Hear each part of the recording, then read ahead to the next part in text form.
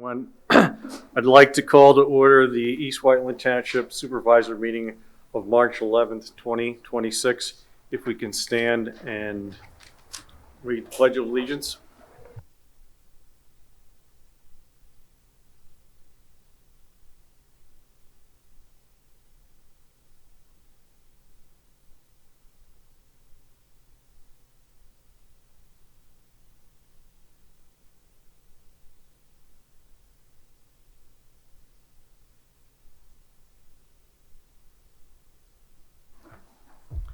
I'd like to begin with this meeting.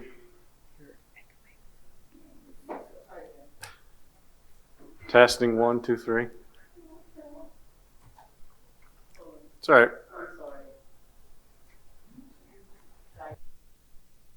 Testing 1, 2, 3. Okay. I'd like to begin the meeting this evening to offer a moment of silence to the memory of Corporal Timothy O'Connor, I guess, who was killed this past weekend. So if we could have a moment of silence there.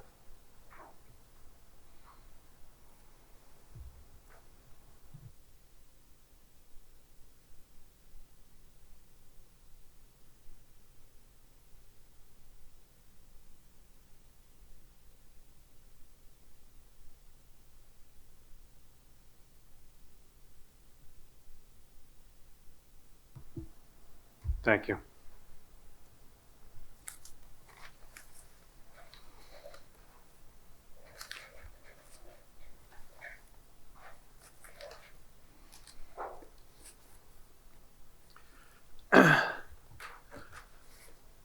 Tonight, I just want to refresh everyone's memory on some of the East Whiteland Township public meeting rules, and I'll read these very quickly. To ensure that all residents and taxpayers have a fair opportunity to be heard in an orderly environment, we put together these rules of procedures which we would like everyone to follow. One is priority is given to the East Whiteland Township residents. The board can use their discretion if they allow non-residents to speak or comment. Each speaker will be limited to 3 minutes. All comments must be courteous and not contain any offensive language or personnel attacks. Please refrain from yelling, chanting, personal attacks, and other disruptive behaviors. Questions must be directed to the Board of Supervisors. No personal attacks will be permitted. Speakers must be respectful as well as the board will be respectful to the residents.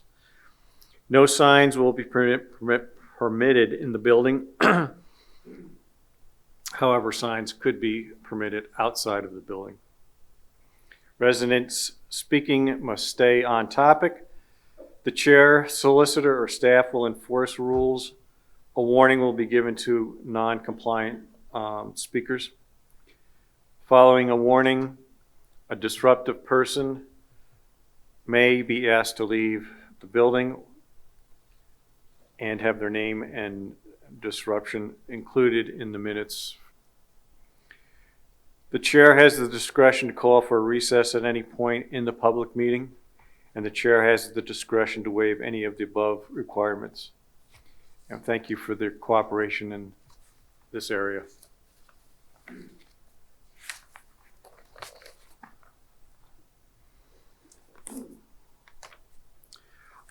Beginning on board briefings, the executive sessions were held on February 25th, 2026, and again today, this afternoon, on March 11th, pertaining to topics such as personnel, real estate, and legal issues. Catherine, if you can give us an update on grant awards and applications that we have pending. Thank you, Mr. Chairman. There's 2 topics related to grant applications this evening. One of them's further down on the agenda, so I'll save that one for that time. So the one that's pertinent to this is The township does continue to evaluate its options related to this municipal campus that we're on, specifically with the administration and police department in this building here. And as we continue to grow, there is a need for new, modernized, and expanded facilities. So much like the work that was done with the Route 30 grant funding, we are essentially trying to piece together grant funding over time. This is obviously a very significant investment of the community, and so we're trying to leverage grant funding as much as possible. So we do have another grant application that we're putting in through the congressionally directed spending fiscal year 2027 program with a request of $5 million to help in that initiative. This is partner to a previously submitted RACP application for approximately $2.5 million that we're still waiting to hear from last year. And so we'll continue to report back on how we move along on this, but hopefully we'll be as successful as we were with Route 30 funding. Would this be charging stations on municipal properties or just within the township? So, I'm sorry, say that one more Would time. it just be only for municipal owned properties or Yes, assisting businesses in the township to this is get them established? Is specifically for police department and municipal facility new building. So that would likely be up on the property that the township currently owns, just above the fire department. And as part of the process, we need to have some legislative letters written of support on the grant after they review it. And so we'd like to say thank you to Senator Katie Muth and Christine Howard for writing letters of support for these two projects.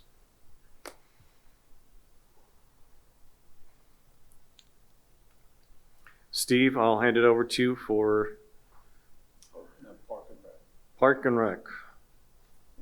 All right, we'll go to Park and Rec. You ready, Larry? I'm throwing you. I'm here. Okay. Are you ready for me? Thank you, Mr. Chairman. Parks and Rec has been pretty busy the past month as we had our first major event of the year and gear up for the rest of the year. That's crazy to think summer is just around the corner. But our first big update is our gift card bingo recap we had at GVCO last month in February. It was a great fundraising event for our department. We had over 150 people come out for that event. People of all ages, from young kids to older adults, and then anywhere in between. We had some great prizes donated, and we actually raised over $2,900 for the event for Parks and Recreation programming and events throughout the year. So highly successful. Huge thanks to GVCO for their continued partnership and support of that event. With that as well, summer camp registration opened up for township residents and non-residents alike. We are actually already filled up with our summer camp registration, which is great. This is the earliest we've opened it in quite a long time, and it shows that families are still looking to make summer camp plans even this early in the year. We do have an active waiting list, so if you are interested in registering for camp, please register for the waiting list. Sometimes people drop out. We burn through the waiting list faster than we anticipated. So everything is going good with that, and we do offer summer camp scholarships should you need any financial assistance. All that information is on our website as well. As springtime is getting into gear, our field rentals are opening up the week of March 23rd. Huge thanks to Public Works for getting our fields together with such short time with all the snow and everything on the fields. And with that, our bathroom facilities should be open by the beginning of April as well. Speaking of the beginning of April, we have our egg hunt extravaganza coming back for the third year on Saturday, April 4th. Once again, back at Immaculata University from 10 a.m. to 12 p.m. Registration is not required, but we do ask residents to register in advance, residents and non-residents alike to register in advance. So that way we have an idea of how many kids per age group that we are working with and can divide up and appropriate eggs accordingly.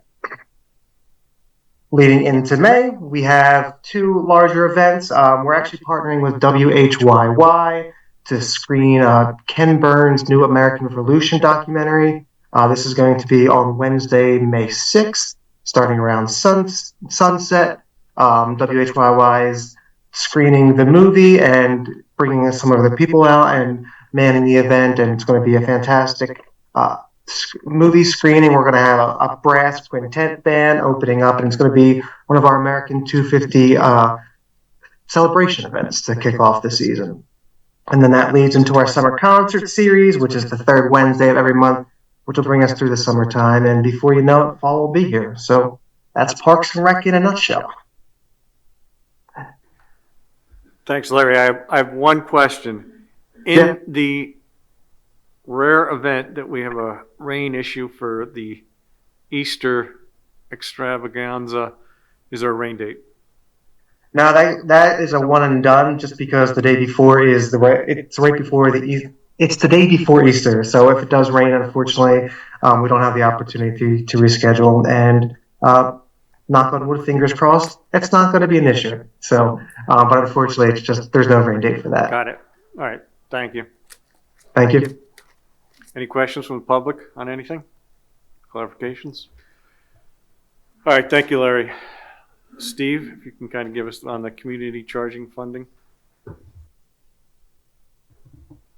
Thank you, Scott. Pennsylvania is actually one of the leaders in the nation in promoting and installing electric vehicle infrastructure. And PennDOT is continuing to invest. In fact, they're investing $100 million of federal funding from the National Electric Vehicle Infrastructure Program. And they are making this funding available via regions across the state. The Southeast region is first, and Route 30, Lancaster Avenue, is one of the priorities in the Southeast region for funding.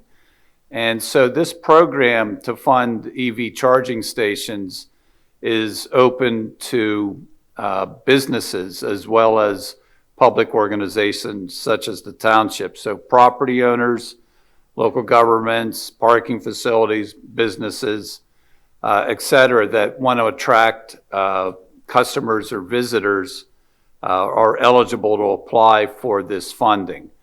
And we can post information on the website if we haven't already. I'm not sure if we have. I'm looking at Donna.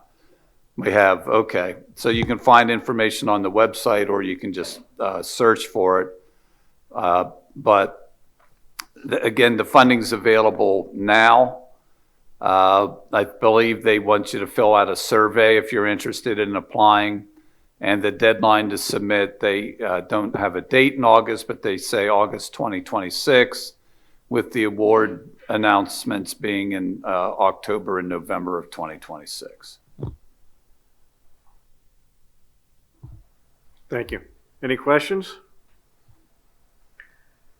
Steve, I just had a question regarding that. As a township, are there any plans or anything, ideas to be part of that grant process for the township for installing EV in maybe some of the local parks close to 30 or anything of that nature? Short answer is we have not discussed it. That doesn't mean we won't discuss it and have plans, especially if the board. We have till August. Especially if the board's interested. But I know it is something that is generally discussed periodically amongst staff. I'll just say I have some interest in it, and certainly I would say our parks and public spaces in our building are good candidates for putting in an application. Thank you. Yeah, thank you. All right, Steve, I'll keep you on the clock here with the presentation and information about the Heart and Soul Humanities Council program. Thank you, Scott. Yeah, this is a fun one, and tonight we have some visitors from both the what I'll call the national and the local Heart and Soul program. We have Jen Danifo from PA Humanities Council. They manage the program in Pennsylvania. We have Leanne Tingay from Community Heart and Soul, who came down here from Vermont. And we have Ian Moran, and Ian is seated next to Leanne. And these folks are experts in this program. And we've talked about it as a board before, And so tonight they are here to provide a short presentation, hopefully to inform people and energize the board and public about this program.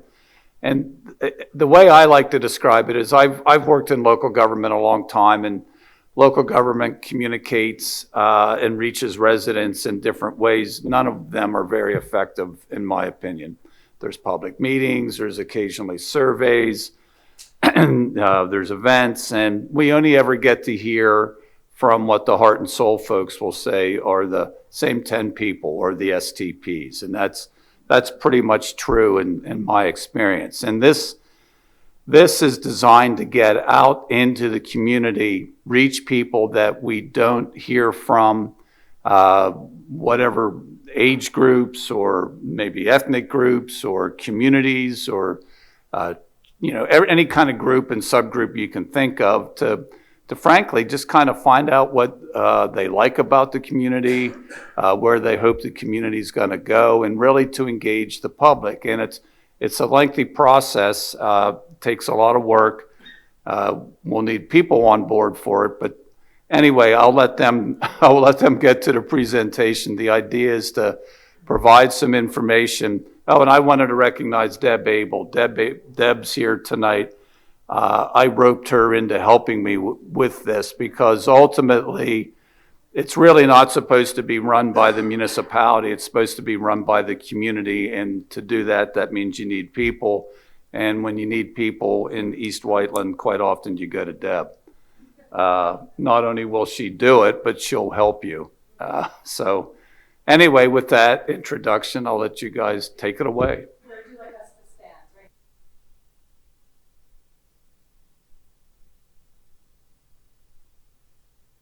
You. Oh my point where I need glasses now. Thank you so much. Yeah, I know, we're both of an age. Hi, everybody. My name is Jen Danifo. I am from PA Humanities. We are a statewide organization that, you guys know what the humanities is? History. We're just talking about Ken Burns' history, philosophy, literature, discussion, and critical thinking about what it means to live on this earth and the human experience.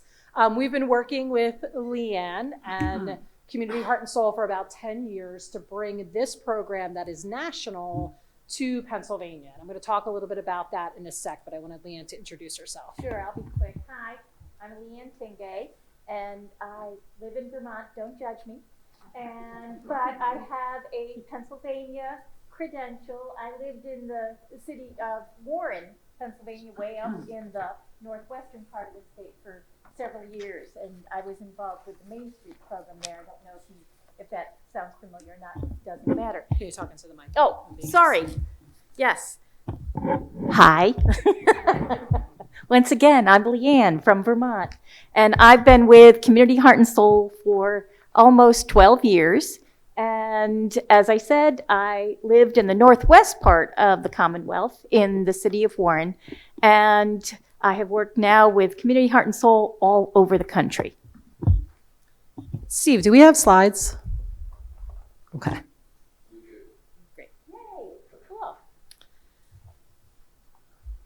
So again, just as we're getting the slides running, we've been working with, PA Humanities has been working with Community Heart and Soul for 10 years. We just celebrated our 10th anniversary last year in Harrisburg with a lot of elected officials. Governor Shapiro also wrote us a proclamation proclaiming Heart and Soul Day. We have 18 communities that are either running or have run Community Heart and Soul throughout the state. A lot of those are in the western end, but in your neck of the woods, Upper Chichester Delco is one of the, actually they've been doing a great job. They ended about a couple years ago. I am a certified coach. Leanne is a coach. Ian is a coach. And Leanne's going to tell you a little bit about Heart and Soul. All right. Hi, everyone, again. I feel bad. I'm turning my back to you folks. So at any rate, what is Community Heart and Soul? As we say up there, it is resident driven. This isn't a consultant coming in. It doesn't cost you to bring us in. We come, and just as Jen said, we're a coach. And think about any coach you've ever had. They never play the game, right? They're there to train, to help, And this doesn't work unless it is resident to resident engagement. That's the secret in the sauce. So it's them talking to each other and finding out what really matters most. What do they value? What do they love about the place that they live? And utilizing that information is then a stepping stone to create economic development plans, community development plans, and even figuring out how do we do business here in East Whiteland where all voices can rise. So with that, as it says, it engages the entire population of the town, helps the community to identify what they love most about the town they live in and what the future they want for it. So, next slide. And very quickly, just as I said, it's people-centered, focused on relationship building, unique to each community. It's data-driven because we say you're collecting stories. I'll get into that a little bit later. And there's wonderful data within those stories. And we teach everybody how to pull that data out.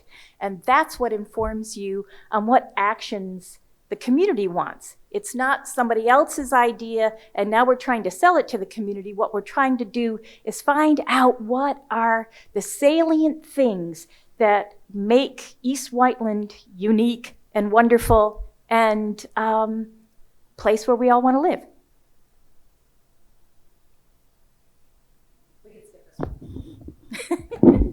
So a little bit about, like Leanne mentioned, this is not necessarily bringing in a consultant. I mean, you guys can all spend thousands of dollars to bring in a consultant to do a survey and tell you that, you know, yeah, can lead a process with people that isn't really about asking them what matters most to them. This is really about us training the community to be in conversation with one another to understand that. You may already know some of that, but the idea is that you're getting those missing and hidden voices. We call them missing and hidden voices, those people that don't often participate in a process like this to come into a process like this to feel like their voice matters. We also need the STPs though, because usually the same 10 people, they're the people that get the job done. But this is an opportunity to also find those new leaders in the community. So Leanne's going to talk about the 4 phases. It's usually a 2-year process. And you get funding, which we'll talk about in a little bit, and a coach to go through the process. The community also gets trained in how to do the model. And it's underpinned by 3 main elements or principles. So we're focusing on what matters most as opposed to asking people to come up to a microphone and tell you everything that's wrong with everything. The idea is starting with something that is positive. What do you love about your community? Why do you live here? What brought you here? Again, we mentioned this before, involving everyone. We'll work with the community to think about the demographics, how they're shifting, what's not showing up in demographics, but you're seeing happen in your community that might not be hitting the census yet, and just understanding everything from youth to older individuals can be missing and hidden voices, and making sure you're getting everyone in between.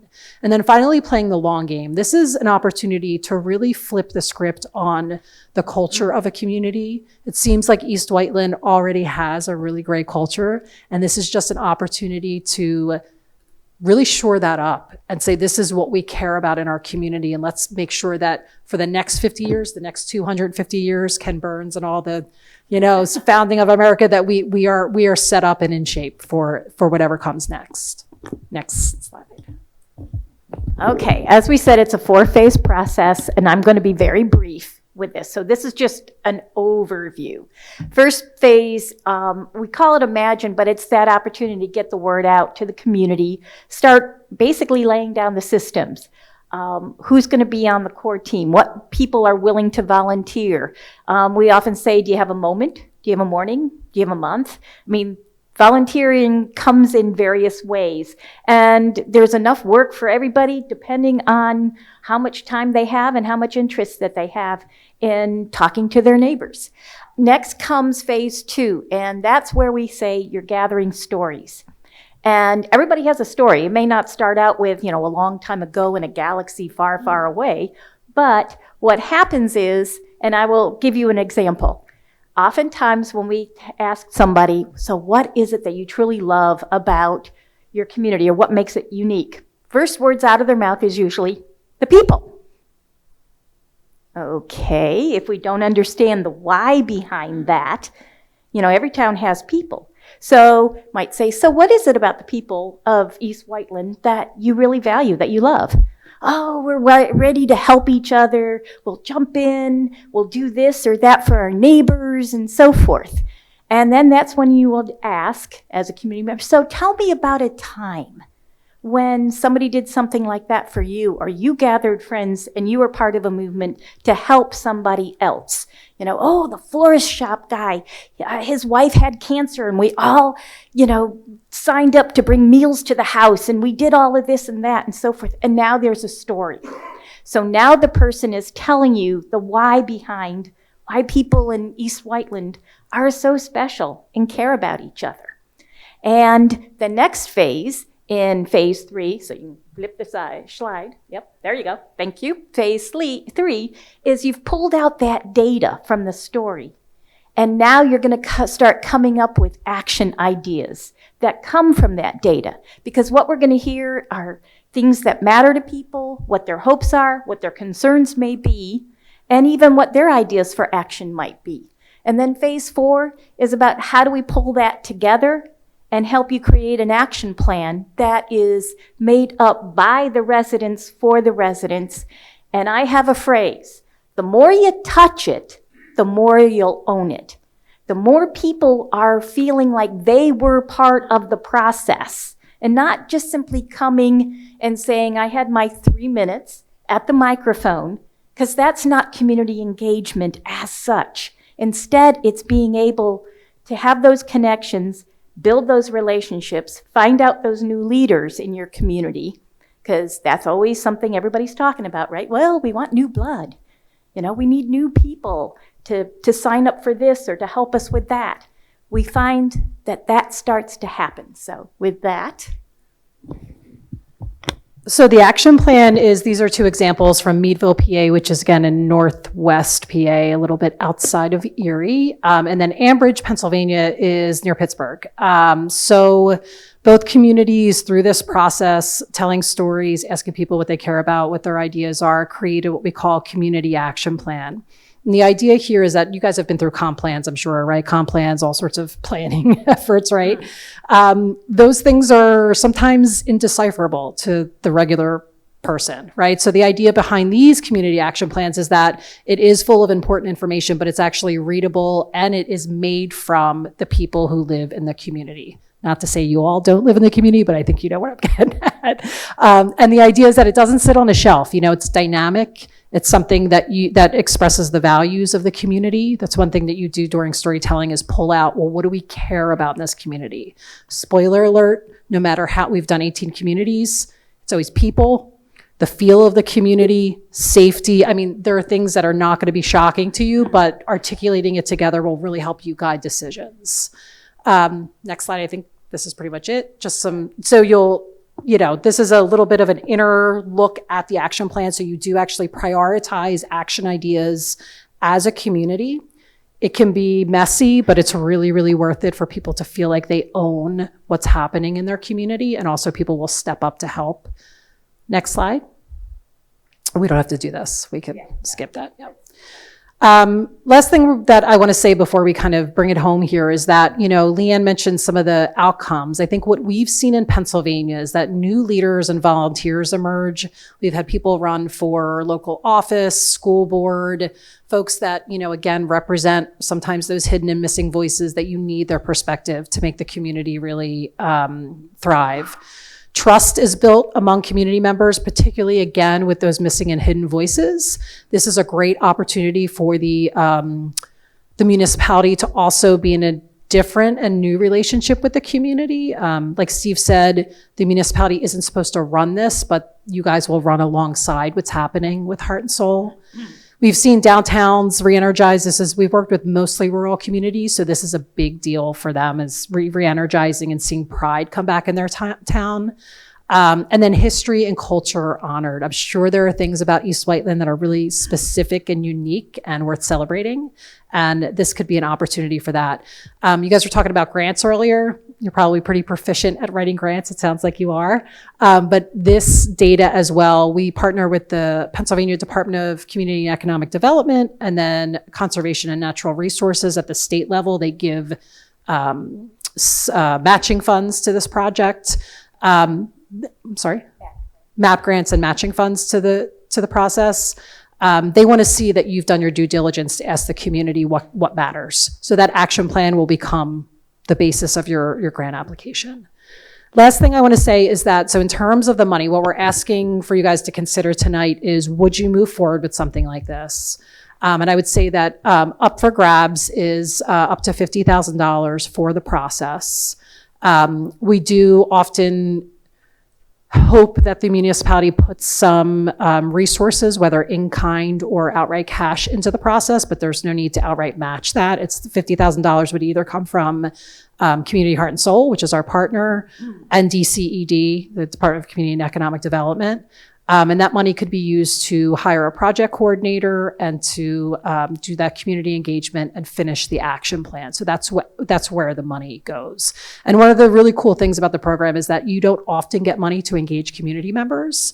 This money is for engaging the community. In fact, they don't want to see projects. They want to see engagement and that action plan, which then later you can actually go and raise money for to get those projects done. That's it.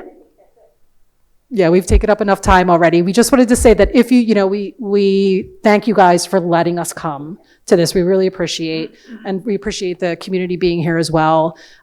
You would apply through PA Humanities to do the process if you guys decide to move forward. And then we would match you with DCD. They have 2 deadlines, a spring deadline on April 1, and then a fall deadline, which I think is still September 1. Because of the budget issues in Pennsylvania, some things have shifted. But yeah, we really hope you'll consider this. Thank you. Appreciate it. Jen, what other communities in Pennsylvania are working with this? So most of them are, so Upper Chichester is the closest to y'all. We've also worked with Dillsburg, Pennsylvania, Carlisle, PA, which are right around the Harrisburg area, Northeast PA, Mansfield, Carbondale, which is right near Scranton. And then on the western end, there's so many. So Ambridge, Etna, PA. So we have 18 of them. And then, so there's been a little cluster northwest southwest, no, northwest and southwest. And one thing I'll say is that this program is kind of billed as a rural community program, but I would say that any community under 30,000 is eligible for it. And because we've worked with Upper Chi, I mean, they're like you guys, where they're like a suburban community, right? So you guys would be our second suburban community if you came on. Does that help? Yes. Yeah. Thank you. Great. A quick question. Sure. Why did those townships, like, I don't know if hire is the right word, but call on you to come in? Why did they call you? Yeah, so I would say that a lot of times communities are either thinking about doing a comprehensive plan. So that is often or some sort of planning process, like a strategic plan for their community. And they need that community engagement piece. And they're like, you're the guys to do it. You could help us figure out how to really get the depth. I think too, a lot of rural communities are struggling with, pride and, because Pennsylvania is full of old Rust Belt communities, right, where industry used to be there and it left. So that's a big deal too. And then the last thing I'll say is that I know you guys have been thinking about, the data center and some of these big kind of decisions where the community comes together and is galvanized and there might be some conflict around it.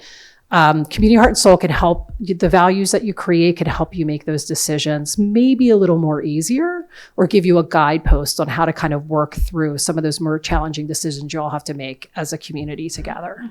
Does that help?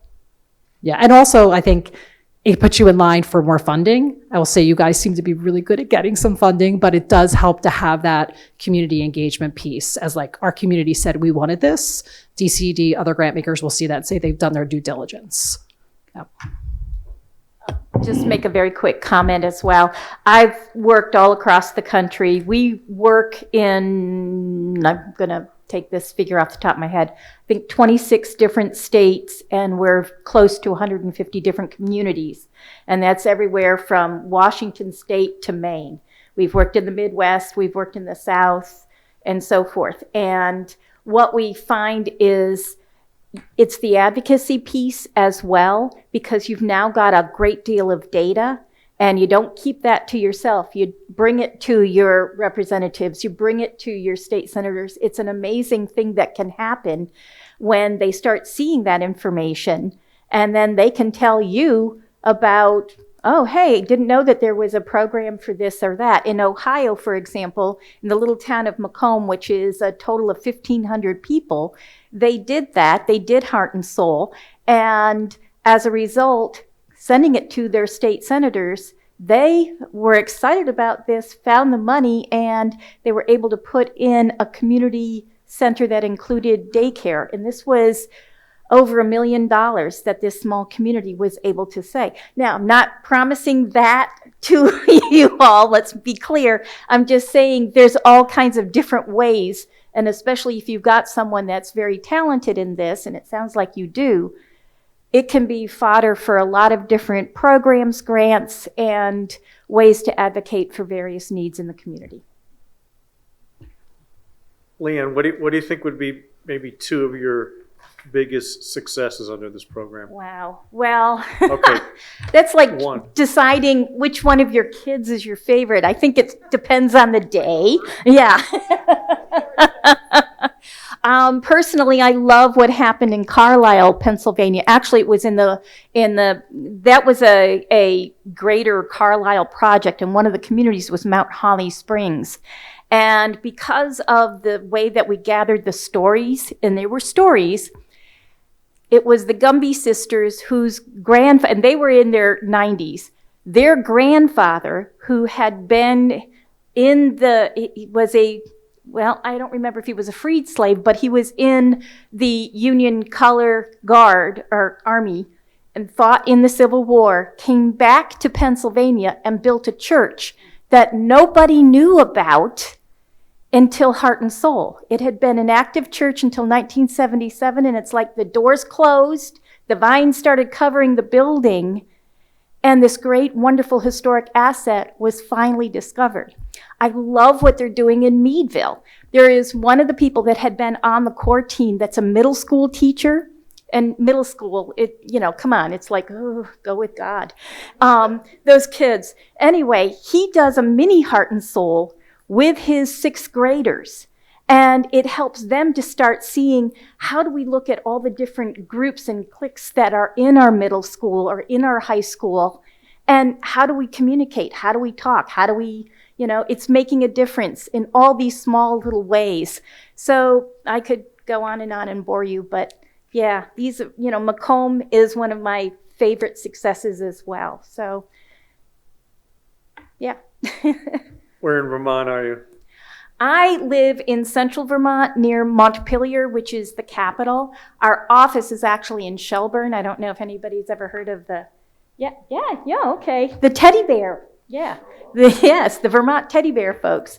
But I live in the central Vermont area up in the mountains. Spent a couple semesters at Johnson State College. Oh, yeah, that's basically over the mountain from us. Right. Yes. Anything else? All right. Thank you so much for your time. Yes, thank you. And thanks Yeah, to Steve and Deb as well. I just wanted to thank them as well. Any questions from the audience or online that they have? I have a question. My name's Tom Curran. Good call. Good call. Good call. My name is Tom Curran, longtime East Whiteland resident. I cheated before the meeting. I read a lot about the organization. I go to Vermont every summer, so I called my friends up there and told me about, I think, Ennisburg and I go to Georgia, Vermont every summer. So I cheated a little bit and asked them about the program. I can tell you from my personal experience with the community center that we've had here for 25 years, we do surveys every year. We get a response rate of 6 to 8%. And if you look at it year to year, it's almost the same people every year. And if you look at the community and all of the people involved, there are significant segments of our community that in our center that you never hear from. So I think this is a phenomenal idea, and it's something that I certainly would be more than happy to help with to support Deb if she'll have me. But I think all right, okay, that's good. So now sit down and shut up, right? Okay, thank you. He's already one of the STP.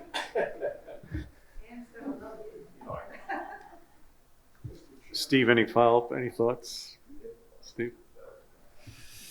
Yeah, my only thought is, thank you, for coming out and making that presentation. Again, I'm excited about it, and I'm not going to go back into that. But we don't need to make a decision this evening. Again, the reason we would be involved in it is that we would put some funds into it, but there are grants available, as you heard. And then in the end, when the plan is produced, that would be hopefully adopted by us. But again, we would be along kind of, I don't want to say for the ride, but we would be in a secondary role. So I think at this point, board thinks about it, and we can put information on the website and just try to keep getting the word out. And then in maybe the next agenda, or maybe the one in May, ask you guys what, to make a decision.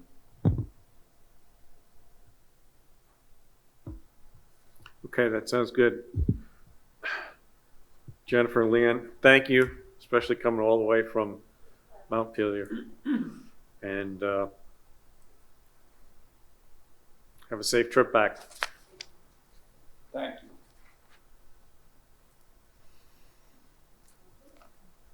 Moving on into board motions and resolutions. Catherine, I will hand over UCC board information. Thank you, Mr. Chairman. This matter probably looks familiar because it was tabled from last month's meeting, so I'll just give a brief background on this. As the board's aware, the township participates in a joint UCC, which stands for Uniform Construction Code Board of Appeals, with Easttown Township and Malvern Borough. We share that and each are represented equally on that board. That group hears appeals of all of the yes. Oh, sure. Sorry about that.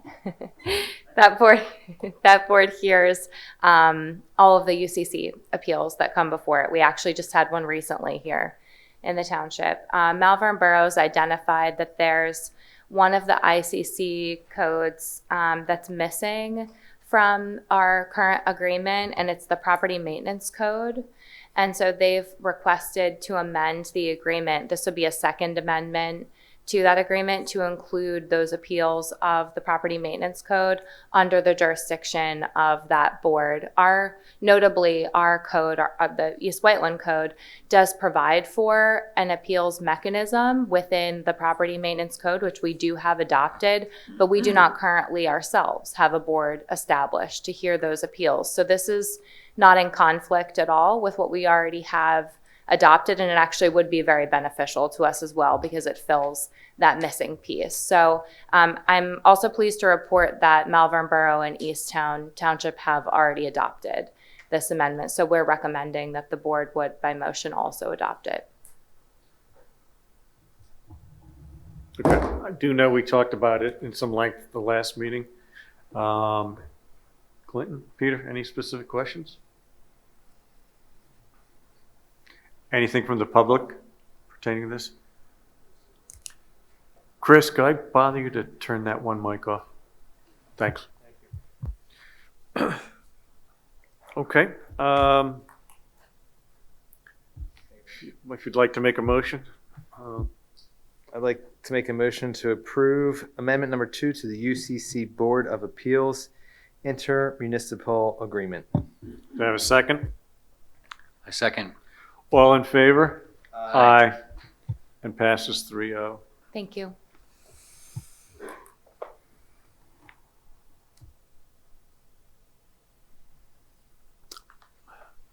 moving on. Dave on the screen is going to talk about the depository signatures. Thank you, Mr. Chairman. Actually coming to you from Vermont. We, as you recall, the last meeting, the board approved using First Resource Bank as the main depository. So we just need to update the signatories on the account. So this resolution would add the township manager, the assistant manager, and then all 3 supervisors as signatories on the accounts. Yep, I think everything's pretty self-explanatory there. By the way, how is spring skiing today?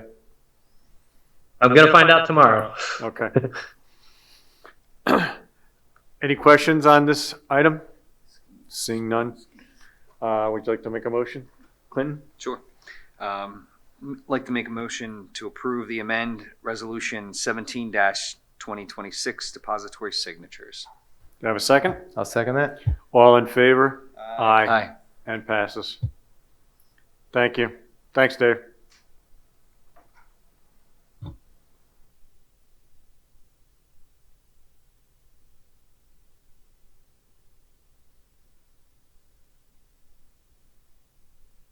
Yes, this is exciting. It is. Would you like me to give some background? I'll get closer to the mic too. This This is worth getting closer to the mic for. this is a bit of a rarity in the world of municipalities, so we're kind of excited to be Yeah. right front and foremost on this. And Catherine, if you want to give some background on it. Sure, and Zach's just bringing up a map here. So what we're looking at on the screen is something we've been talking a lot about, which is a property that we've referred to as the Ridley Springs property or the Schiffer property. It was our first acquisition using open space funds. It's also the subject of our brand new master planning process to utilize this property for open space and recreation purposes. So as you can see from the lines that are on the screen, there's those red lines represent the municipal boundaries. A portion of this property is located within East Goshen Township, and then there's a pie piece on the side there that's in West Whiteland Township, and the remaining acreage is in East Whiteland. This is approximately 2 acres, this portion. So the East Whiteland is the owner of all 3 pieces of property since it's one contiguous tract. But through discussions with West Whiteland Township, we believe that they are agreeable to something called a municipal boundary change. So what we desire to do is incorporate the 2 acres that are in West Whiteland Township and make them part of East Whiteland Township, so that the township is both a landowner and also the municipal boundary is now making this property part of East Whiteland. The state legislature a few years ago simplified the process for a municipal boundary change. Sometimes people refer to it as annexation, which is a bit of a negative term, so I think they've softened it a little bit. It's more of an agreement between municipalities.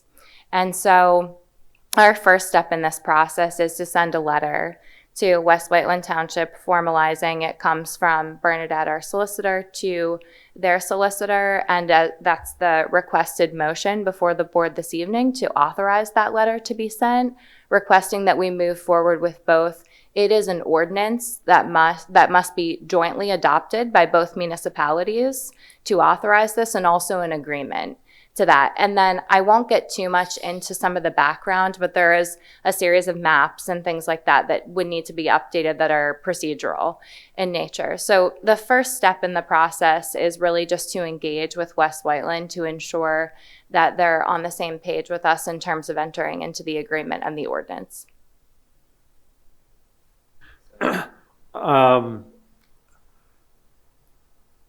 I would like to give a shout out to, I know working with you on this project, it took a little time, and I'd like to thank you for your effort in this. And I'd also like to thank our folks over in West Whiteland Township, Pam Gorell, Bear, the manager over there, as well as Brian Dunn, who's the chairman of the board of the supervisors, and Raj Kumbhahardy who's vice chairman, who has given us the verbalization that they're okay with this project. But without them, we couldn't have done it. But there are definitely financial and strategic advantages to this little parcel of land for the project that we're going to do for Ridley Springs. So we're excited about it. And again, thank you for everything you did on it. Any questions, thoughts, comments?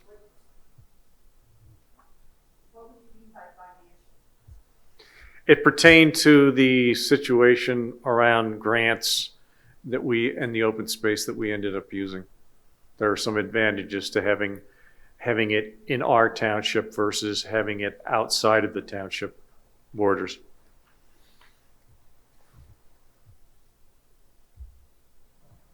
Any other questions?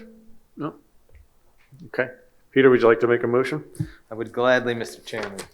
I'd like to make a motion to approve a letter for an ordinance to West Whiteland Township requesting land transfer of UPI 41-6-88 for the 2-acre parcel. Do I have a second? I second. All in favor? Aye. Aye. And successful. Thank you. Thank you. And I guess you and Steve are going to Yes, so, two-way. and I'll mention too, if Dave were here too, this is definitely a joint effort amongst the three of us here. So, the board and the public might remember that way back in 2018, the township engaged PFM to complete what we call a multi-year financial and operations plan. And even though 2018 seems like it wasn't that long ago, it's going to be 10 years before you know it too soon. And like many things that we do, we like to look at things like comprehensive plans and financial plans, and really every 10-year increments. So we're approaching that right now. And of course, much has changed in the township since that time, which again is hard to believe. So we've had discussions with PFM again and they've submitted a new proposal to prepare an updated multi-year financial management plan, which of course we would work with the board and as part of visioning for the community as well. And as part of that, there is a DCED program out there. The township did utilize this grant program before. It's been rebranded. It's called the Strategic Management Planning Program. Now it was under a different name previously, but it is exactly for this. It covers 50% of the cost, so that amount would be $19,687.50. So that would be 50%, and the township would be required to put for the rest of that. This grant program is done on a rolling basis, so with your authorization this evening to submit the application, we would immediately put in a grant application for this. We're not asking for you to approve the PFM proposal this evening. We would bring that back to you at a future meeting, assuming that we would be awarded the grant. And these are typically awarded relatively quickly because of the nature of what they are. But we would have to approve a resolution to move forward. Yes, just for the grant application Just for this the grant evening. application. Okay. I think one of the attractive parts is that PFM has been involved with more than one project in the township, so the familiarity is, I think, a beneficial aspect to this program that they're involved with. Any public comments, thoughts? Peter, Clinton, anything? Okay. Clinton, would you like to make a motion for the resolution? Sure. Thank you, Chair. I'd like to make a motion to approve resolution number 18-2026, application to Strategic Management Planning Program for multi-year financial planning. I'll second that. All in favor? Aye. Aye. And passes 3-0. Thank you. Steve, would you like to lead us through the future of live streaming with the PC? Sure. The board is aware that we have started live streaming, or I guess that's what I call it. I don't know if that's a proper term or not, but making it so, Donna says yes. Oh, thank you, Donna. So the public can view the planning commission meetings, and we started doing that because we knew the data center was going to be one of great interest to the community. And we continued that with them. Actually, the planning commission wrapped up their review of at least the data center on Monday evening, but it begs the question of whether we should continue the practice or not. And different people on staff have different opinions, and I think there's some different opinions on the board. So that's the intent of this discussion or this agenda item. If we do it professionally and we do it all the time, it cost us about $8,300 a year. Another option is that we pick and choose. I frankly don't like that. What's important to me may not be important to a resident or a community member. Or we could revert back to past practice, which is not in the distant past, which is not do it at all and just broadcast or live stream these meetings. We don't live stream any other township meetings and hadn't done so until recent, the past months for the data center. So those are the options. I guess there is, I don't quite know that much about it. Donna did get trained and did it herself, as I understand it. Okay, well, yeah, I don't know if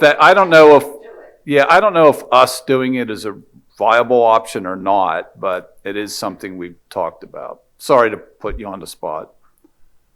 Actually, what happened was ABT came in and set up for us and showed me which buttons to push. Now, if they continue to do that, I can do it, but I don't know any of this other setup. I mean, that cost that I gave you was for them to come in and do it. So the last time that they came in and did this, they did not charge us, but that doesn't mean that's going to be the practice. Thank you, Donna. So the question before the board is, what do you want to do?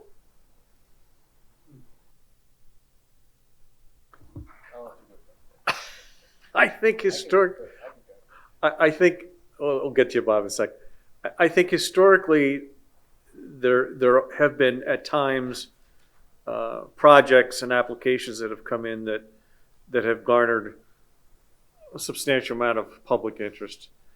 But then there's been a lot of mundane activity as well that really doesn't bring in a lot of people. I mean, typically our board meetings, we only have like maybe 3 to 4 people, and certainly less than that on the planning commission. However, in light of some of the recent activities that we've had, I would be happy to move forward for at least 6 months or for a full year to see the amount of activity and interest that we get from people viewing this Zoom or this live broadcast. Because if I understand correct, you gentlemen in the back can tell how many people are actually online listening, correct? To a certain extent, yeah. Donna had asked you about Monday's meeting, and I have to go back in the back end of the service we use to see if I can find some dealership numbers. Yeah. I mean, if it was a situation where going forward, absent the data center, you've got 5 or 6 or 10 people watching it on a monthly basis, it doesn't seem to be very financially responsible. But so I'd say, from my standpoint, I would go for a period of time and let's monitor the amount of activity that occurs to see if we want to continue going forward. I think that's the prudent way to do it. That's my 1/3 thought. I think this is a bit of a knee-jerk reaction to the data center. Obvious great interest in it. I think on the whole, I think just the status quo of the typical practice of not covering it with video coverage is more than sufficient, as I believe the averages, although we don't have them in front of us to present, would indicate a lot less participation than warrants spending the money on this very rare event that we're experiencing now with data centers.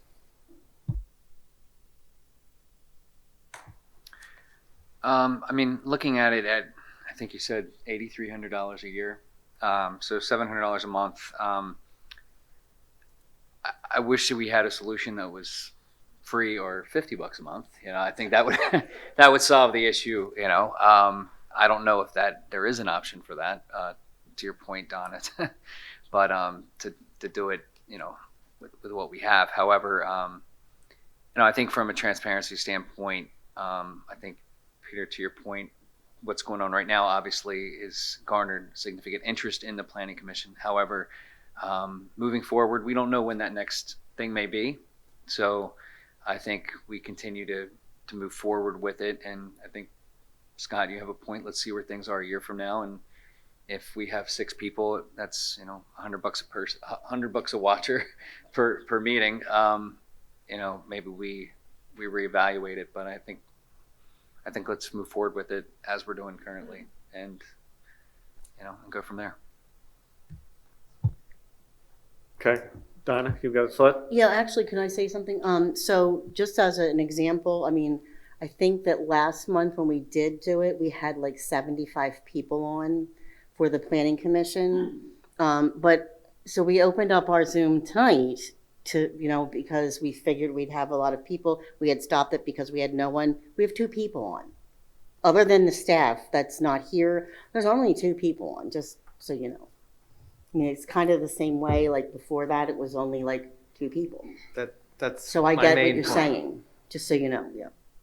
This is a rare occurrence, this a data center event that we're going through now. Donna, can we contract with these folks for maybe 6 months and monitor? We can probably do it month to month, providing we give them enough time of when the dates are. The dates for the Planning Commission are the same date. So we can probably do it a month to month until we decide not to. They've been working for us for years, more than 10. So I think we could do it on a month to month. I feel certain they would say yes to that. So to take Peter's thoughts and Clinton's thoughts, I would say this. Let's do it month to month and kind of focus on it maybe like 6 months to see what that accumulated activity and viewership is. You know, 1 month could, you know, there could be nobody there because there's nothing really going on at the Planning Commission, but the second month there could be something interesting for people. And as Steve said, what's interesting and it piques interest for residents may not necessarily be the same for myself or anyone else. So does that kind of make sense, guys? Maybe go 6 months and kind of reevaluate, but keep tabs of the viewership. I'm sorry, and Mr. then, Chairman. I go ahead if you want to. Bob, comment. While he's coming over, could I just ask one question, Mr. Oh, I'm Chairman? sorry. Oh, no, it's all right. What if we explore other options, perhaps less expensive options, or I certainly have had experience in other municipalities where we've had less sophisticated things here, but there are cheaper options out there. I don't know what those are, but maybe that's something worth exploring. I can definitely support that. I know Don has tried looking at some things, but that certainly seems to make a lot of sense at this point. Bob, I'm sorry cutting you off. All right. Oh.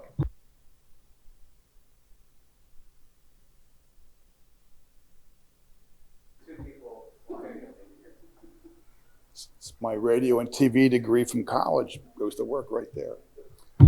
Bob Logan, Bass Cove, member of the Planning Commission. I wasn't aware we were on the agenda when I walked in tonight. I'm the guy who suggested, I guess, 3 meetings ago when we knew it was going to be a popular conversation that we do some sort of a live stream. wasn't my idea. I saw something on the internet from somebody, the township, they're gonna hide everything. So I said, let's live stream the thing. So we've done it for what is now 2.5 meetings. Our typical meeting, you could put the entire crowd in that half of the meeting. So a lot of our stuff is not newsworthy and exciting. Sometimes it is, but you don't know that till you show up and you see what's on the agenda. One comment was made by a fellow planning commission member when I said, we should really do this. His reaction, to be positive, it's going to really slow down the meeting and people are going to be trying to get in and da-da-da-da-da-da. And I said, I've been at meetings when, usually supervisor meetings, whatever, when it's live streamed, someone checking in from their living room takes no more or less time than it takes for me to walk up here and do this, have the same chat. So I like your 6-month idea. I mean, you're never going to know if it, is it because people are interested or it was a great topic. You'll never know why they checked in with you. But if we make it public that, hey, we're going to try and do this, 6 months, whatever the deal's going to be, then people have their right to, oh yeah, the town's just going to do this. Let me take a look at this. And we would always have the option, if we know it's going to be a hot topic, to do it anyway. So I mean, I like Scott's idea. I just want to give you some background to what was going on in our side of the table for what we're talking about. Okay.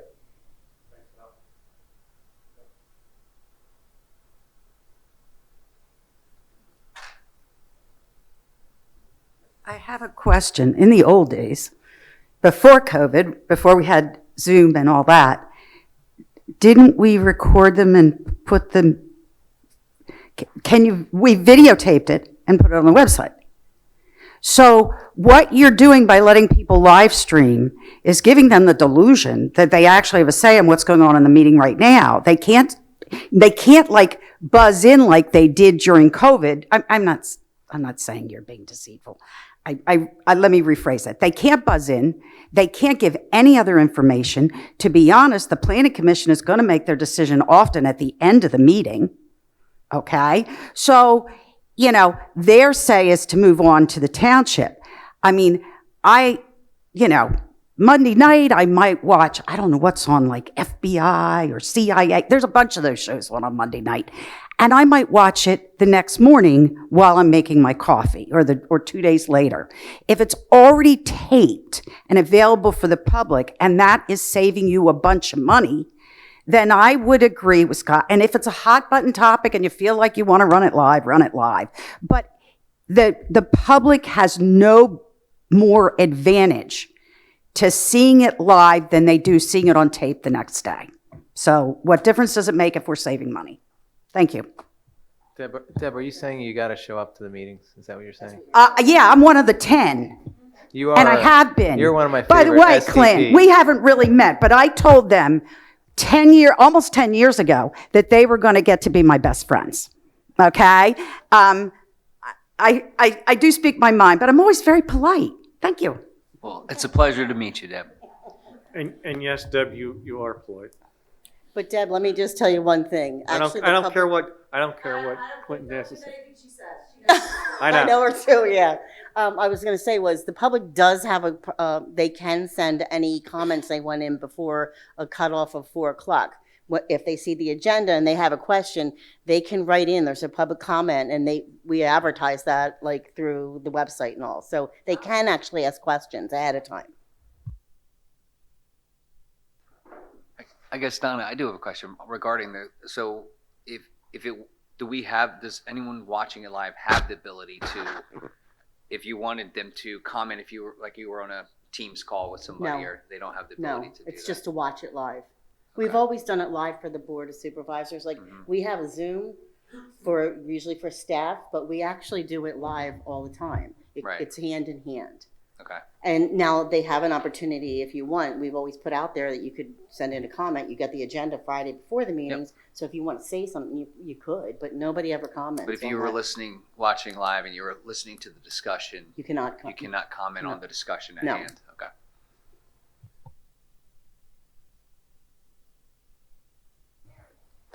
Okay, would you be willing then, I would say, based on this conversation, let's table this while staff does a little bit of research to see if there are any other viable options that we could entertain at this point in time. Okay, all right, then that's what we'll do. Catherine, you and Donna can kind of, I mean, you don't have enough to do during the day anyway.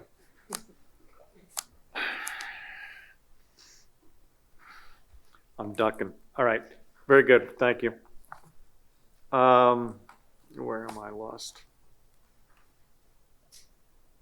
And I guess Catherine, we'll give it to you for the next couple items. Thank you, Mr. Chairman.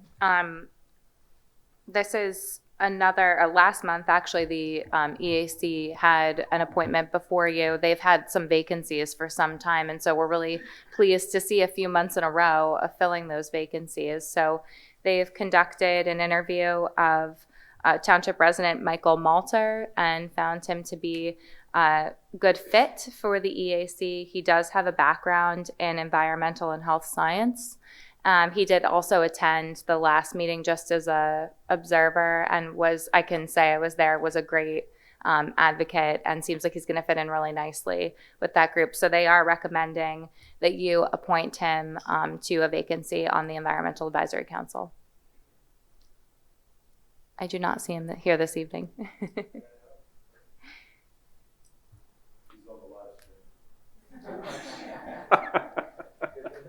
Good to know he's on the live stream. Mr. Chairman, would you like me to make a motion? Please, would you? Thank you. I'd like to make a motion to appoint Michael Malter to the Environmental Advisory Council, EAC, for a term of 3 years. Do I have a second? I second it. All in favor? Aye. And Michael is a member. Thank you. And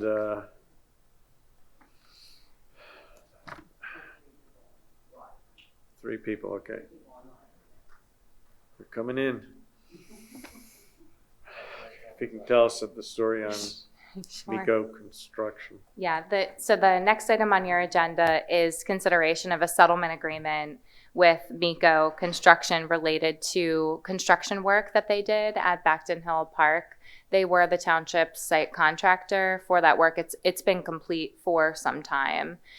So this goes back a few years, but there was a dispute between the township and the contractor related to some items on the site, such as landscaping was a big one. There was a lot of landscaping there, the water fountains, and then a few other ancillary items related to contingency.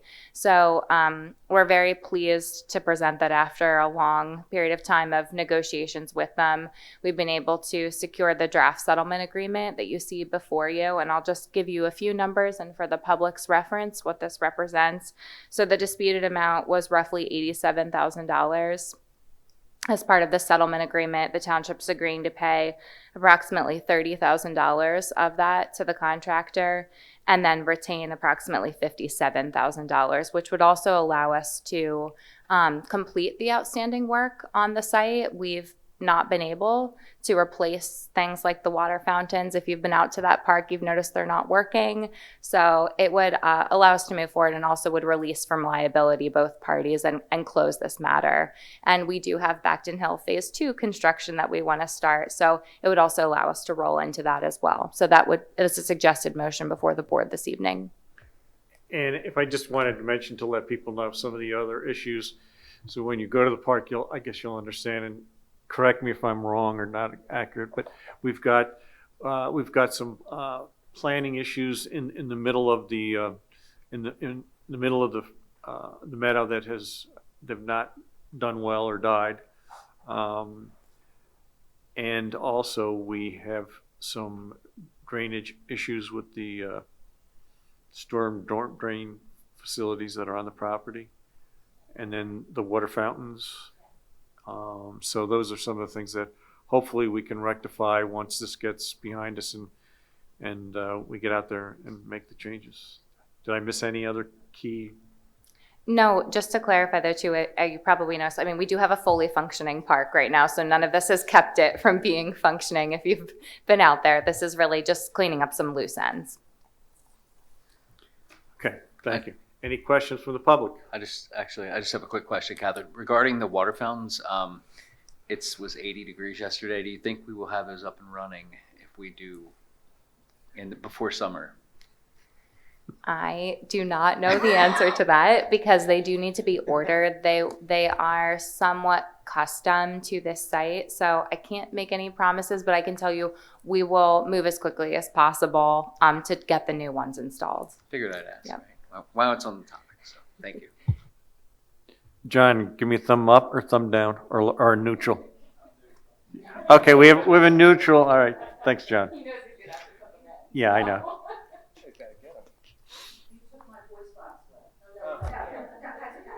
Any chance of getting a larger sign where you go for parking, because you have a big sign where you can't turn in, and you have to go around the corner and go up back to the road, and that's not a very convenient sign with people coming in and out of the sports thing and out of the, it's just this teeny.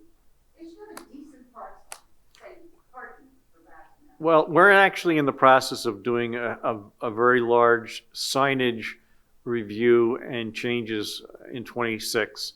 So I think we can include that. All right, Deb? Thanks.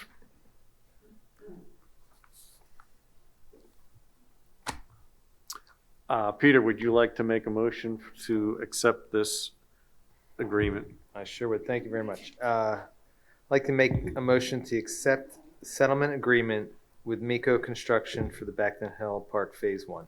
Do I have a second? I second that. All in favor? Aye. And passes. Thank 3-0. you. Thank you. We'll get your water fountains.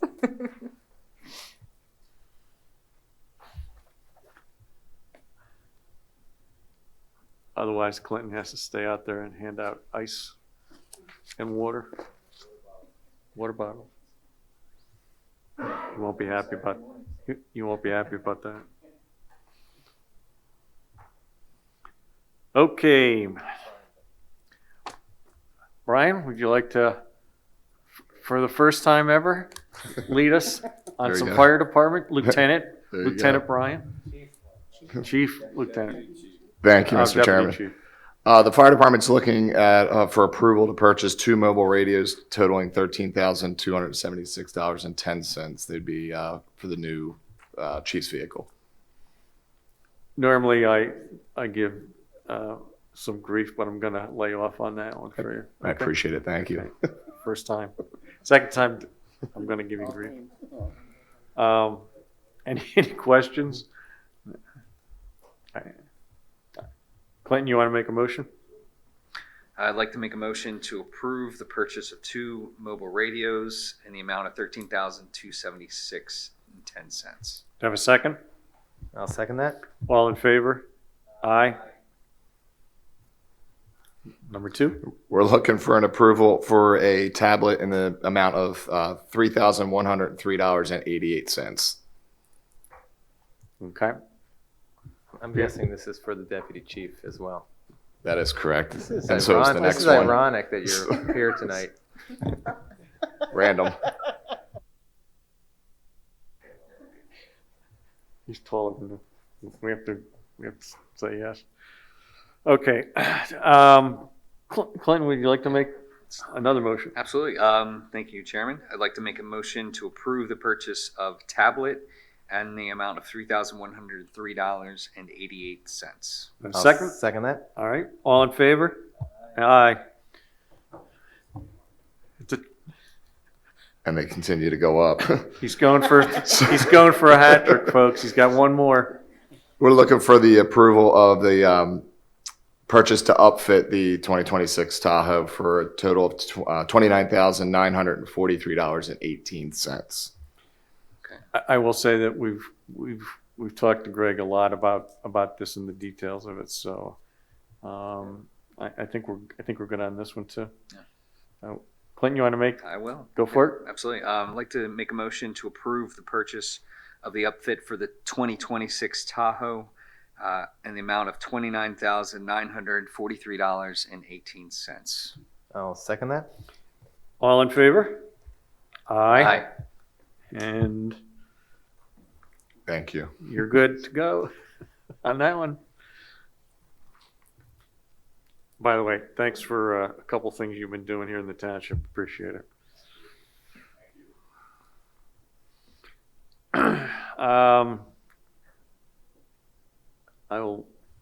You guys got a tag team on K? Sure. So we have a proposal from Bowman, who's our traffic engineer, for engineering and design services. This is a supplement to an existing scope of work for additional geotechnical testing and retaining wall design. This is for the Patriots Path sidewalk project along Route 30 at the corner of Old Lincoln and Route 30, sort of near CubeSmart. Kind of connect that existing sidewalk stub sort of down Lancaster, under Norfolk Southern, and into what's known as the Panera Path. So the pathway that connects you into the Panera Shopping Center. Formerly or formerly? Both. So this came up a few years ago. We had been approached actually by CubeSmart with some safety concerns at that intersection, people looking to walk on the sidewalk, waiting for the bus. It was discussed with our traffic committee. It was brought forward to the board to advance the design of a sidewalk connection there. The intent of this is to get both PennDOT and Norfolk Southern clearances, get their comments out of the way, get their permits, get their clearances in place so that we could pursue construction funding. So this is an additional scope of work for some issues that were encountered based on some field conditions and some of the comments we received from Norfolk Southern, namely with respect to the clearance area for their railroad abutment. So essentially, they don't want us getting too close with any of our grading and retaining walls, so we weren't able to use sort of a traditional PennDOT approved retaining wall. So essentially, what we're looking for is additional geotechnical analysis to inform the structural design of a more substantial wall. Ultimately, the idea here is, if the board is still supportive of this project, to try to advance it at least to the point where we get a permit in hand and we could pursue construction.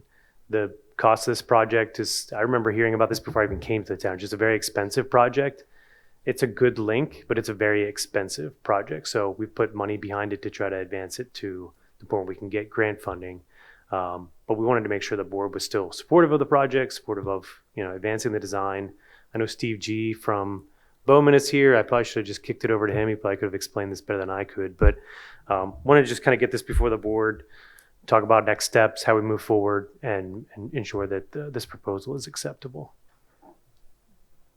This project's a long time coming, and I wouldn't want to derail it. That was a pun, for sure, right? Like intended? Oh, I didn't Okay, even intend. just checking. I agree with you, Peter. It's been on the agenda as long as I've been here, and it's taken a long time, but I think we need to see it over the finish line. If you were gonna take a shot in the dark, when could we maybe see a completion? 5 years, 10 years? Once we complete this work.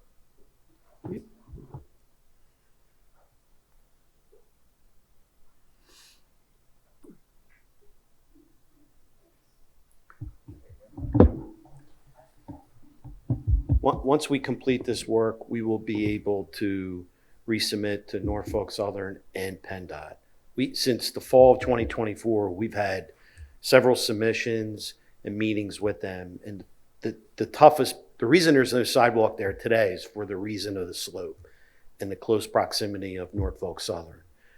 But we feel pretty confident that we have a solution. So once we do this additional work, we'll be able to get a package back in to both of them sometime this year and hopefully at the end of the year or the beginning of next year, getting an approval. But the key is to getting the construction funding. And then I guess that's a decision we'll have to make when it's time to go for that. It is nice in today's world for transportation infrastructure is to be construction ready, and that's having engineering completed and approvals. So that's where we're at. So if we can secure funding, and it depends on what you go after, let's say the township gets funding the middle of 2027, and we have our approvals, we'll be able to go out to bid. Say, I'm making it up. If we get the township gets funding the middle of 2027, we can go out to bid, and you're in construction in 2028. There is one thing to mention. There is some right-of-way that's involved. I don't think it's as complicated. Most of the right-of-way issues is with Norfolk Southern. So that's just an agreement that the township will have to tie up with them. I know they've been very methodical in their replies. Yeah. Okay. And when you say funding, we are talking of potentially once it's engineer ready and plans for grant purposes, correct?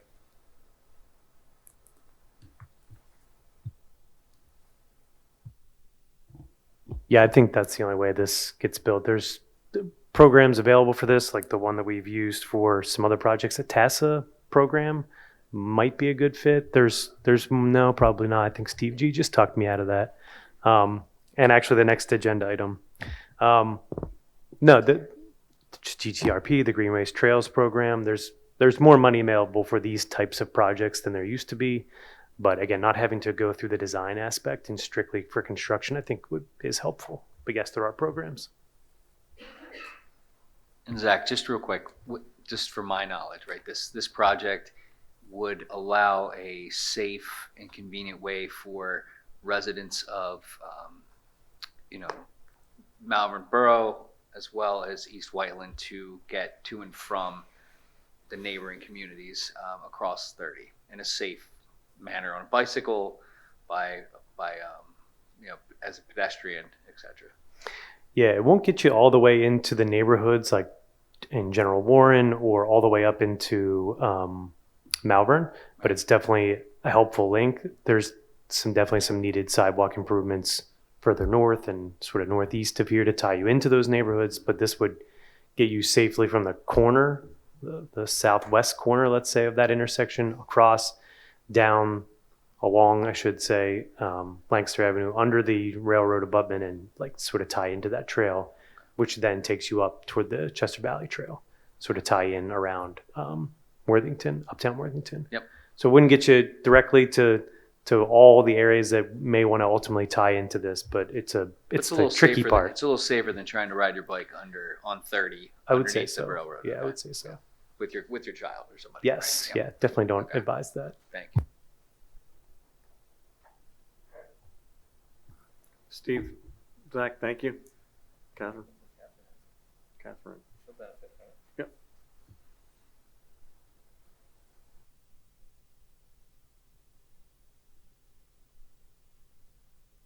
I thought there was a red light on. I thought that was it. Kate Stauffer, 64 Fawnstock Road. I live in the village, and just to help you out a little bit with, it's not only just us. People walk down there to go to work, and it is really scary. Ride their bicycles, and there's no spot, but people going over to the senior home that's down the street, Sunrise. So people walking there all the time trying to get themselves to work. So it's just not us residents who need it. Once you get into our village, it's pretty cool and easy. But I will again say that I really wish there was a right-hand turn into our village. If CubeSmart could just move their sidewalk over a little bit, because the traffic continues to back up sometimes on Route 30. But I think this is a wonderful idea because really it's hard. Your heart goes into your stomach when you see someone trying to get through and going down that way. It's going to go under Norfolk Southern's bridge. Is that what it is? Yeah, that area where it's really tight and Yeah. you're right up against the road. Yeah. So this will help make that safer and cleaner and Yeah, safer. better. Good. Yeah. All right, thank you. The only thing I'll add is this permit, this clearance is for this specific segment, but ultimately, if we wanted to create a sort of a larger project, that's possible. We'd have to make some adjustments, but let's focus on this really tricky, complicated other people's permission part, and then we can look at exactly where we might want to like ultimately terminate it and what else we might want to connect to. So just wanted to mention that. Yeah, I think that makes sense. And again, it's been around a long time. I'm still supportive of it. And Kate, good to hear what, your thoughts on it as well. Appreciate it. Any other questions from the public? Anything else? Would you like to make a motion, Clinton? Sure. I'd like to make a motion to accept proposal from Bowman for engineering services to supplement number 2 for geotechnical testing and retaining wall design for Patriots Path sidewalk connection for a price not to exceed $47,610. I'll second that. All in favor? Aye. And passes 3-0. Thank you. Letter L, at this point in time, we're going to table it until the April board meeting, unless something has changed in the last 4 hours. Nope. Just working through we got some additional money for it, which is great, but we need to work through some of the logistics of the inspection and contracting aspects of it. Okay, tabled it is.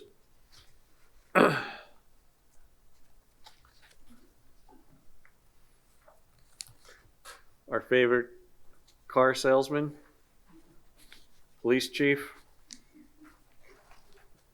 Which hat are you wearing today? I'll wear both. If you want to pay me for both. Actually, I'm going to give money. No, I don't want to pay you for both. Unlike the fire department, I'm going to give money back tonight. Okay. So we listed a vehicle on municipal bid, and it sold for $8,201. It was a 2019 Dodge Charger with 90,000 miles. And we're just requesting permission to let that high bidder come and pick it up Friday. Yeah, would you like to make a motion, Peter? I sure would. Thank you, Mr. Chairman. I'd like to make a motion to approve the sale of the 2019 Dodge Charger with 90,000 miles on it for the sale price of $8,200. Do I have a second? I second that motion. All in favor? Aye. Thank you. What's your commission on that?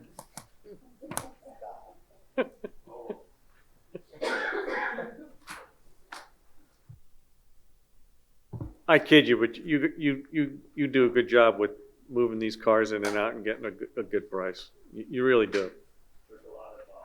Yeah, I know there is. Right. We give you grief, but we appreciate it. No way.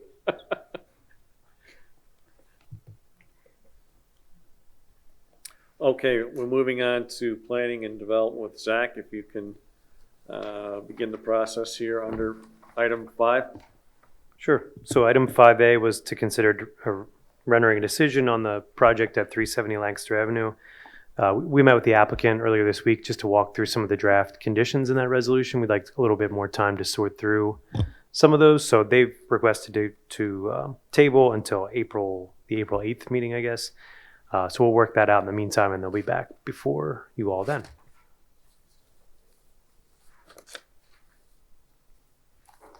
Yeah, I guess you don't need a motion on that. Next one here is item 2. This is a waiver of land development for a solar field at Immaculata University. It also includes a grotto relocation on the property. This was reviewed last month. We drafted an approval resolution. It's pretty standard. It does just call out the need to get permits as applicable and perform as-builts, record them if we request them. So it's pretty basic. I know the applicant's engineer's here if you have any questions, but otherwise I think this is in a position to move forward with approval. Since we've seen this a few times, just one question I have, real simple.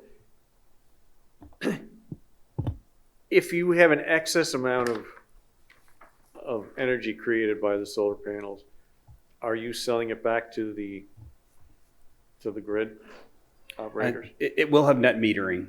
And so any excess power goes back to the grid. This only supplies, I believe it was 50% of the power to the building.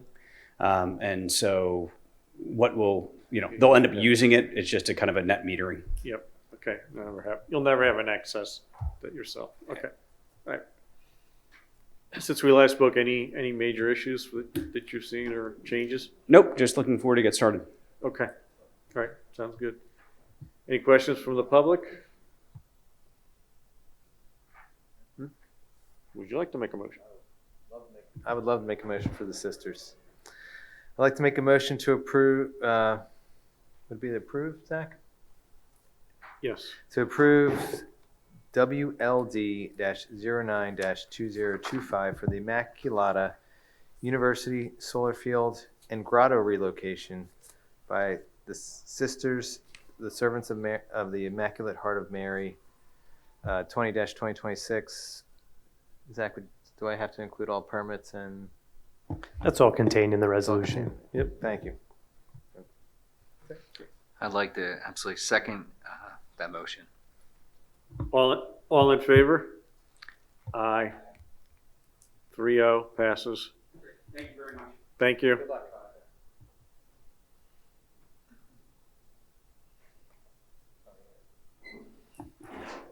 All right. Next item here is a sketch plan and petition to amend the zoning map and text. The Great Valley Revitalization Overlay. This is the sort of the overlay district that it encompasses a portion of the corporate center along 29 and Great Valley Parkway to allow a potential phase 3 of the approved master plan that's currently underway, and in terms of phase 1 and phase 2 recently being approved. So I'm going to kick it over to the applicant's team here to present. I'm going to pull up some visuals here, and if you have any questions of me, please just let me know. Very good. Thanks, Mr. Barner. Gina Gerber on behalf of the applicant this evening. I'm joined this evening by Mark Nicoletti, who is a representative of PSDC Melbourne One LLC, the owner of the properties at what we call 6 Great Valley Parkway, which the address is actually 5 Country View Road, as well as 325 Technology Drive. As Mr. Barner indicated, and as you may remember, this is the subject of a sketch plan application and 2 petitions, which are pending before the township at this point in time. The original petition, which was filed back in October, in order to include these 2 particular parcels in the Great Valley Overlay District, as well as to permit the introduction of gasoline sales on the property. And this in particular would be to accommodate a Sheetz convenience store with gasoline sales on the 6 Great Valley Parkway property. There is a second petition that has been submitted at the very beginning of February for this particular project, which delved a little bit deeper into the amendments that we think would be appropriate and which the township staff has advised would be thoughtful and productive in terms of getting this phase 3 redevelopment underway. So we are proposing some very specific revisions to the design standards with regard to the Great Valley Revitalization Overlay District. Your ordinance does have design standards in place now. We are proposing to amend those in order to encompass more of the uses that are being proposed as part of this phase 3. Just a good planning effort. We've been working in conjunction with your planner to make sure that those changes are reflective of what the township wants to see here as well. And we're also proposing the introduction of a 30% minimum of workforce housing component with regards to the multifamily portion of this development. And this ordinance amendment would require within the Great Valley Revitalization Overlay District that any multifamily developments incorporate that 30% workforce housing. So we were looking to work with the township in order to really create an incubator for your workforce housing ordinance, which has recently been enacted in the township, giving a platform to see how this thing works and how it can actually help the community, and by furthering it a little bit more. And as you all probably know, your workforce housing component right now, the ordinance in effect requires a minimum of 10 and up to 20%. This proposal would actually increase that to 30%. So if this project were to move forward, which we hope it will, that workforce housing component at 10% would have required 14 units. This is relatively 3 times what that would be required. So the workforce housing component is going to be 42 units in this approximately 140 unit multifamily development. Mr. Nicoletti would like you to address you this evening, so I'm going to turn this over to him to speak to you a little bit. But in the event that there are technical questions, we're also joined by our project engineer, Paul Leopard, as well as our traffic engineer, Eric Osumchuk from TPD. So thank you. Thank you, Gina. Chairman Lambert, members of the board, Mr. Brown, members of the staff, Deb, thank you for the opportunity to talk tonight. I'm Italian. I like to share some ideas in the context of a story. So I am president of PSDC, proud to say one of the larger privately held commercial real estate development companies in the region. We have two, potentially three nice projects in East Whiteland Township. We have two large projects in Montgomery County right now. We have one in Bucks County, and we're working on a large project down in Philadelphia's Stadium District. I'm proud to say my dad founded the company back in 1962. I've been there since I was 16. If you Google us, I don't think you'll find one negative thing said about us online.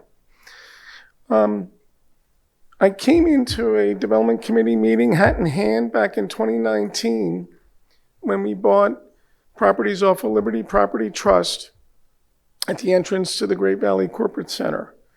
We inherited a very large, very dense master plan that Liberty had taken through approvals.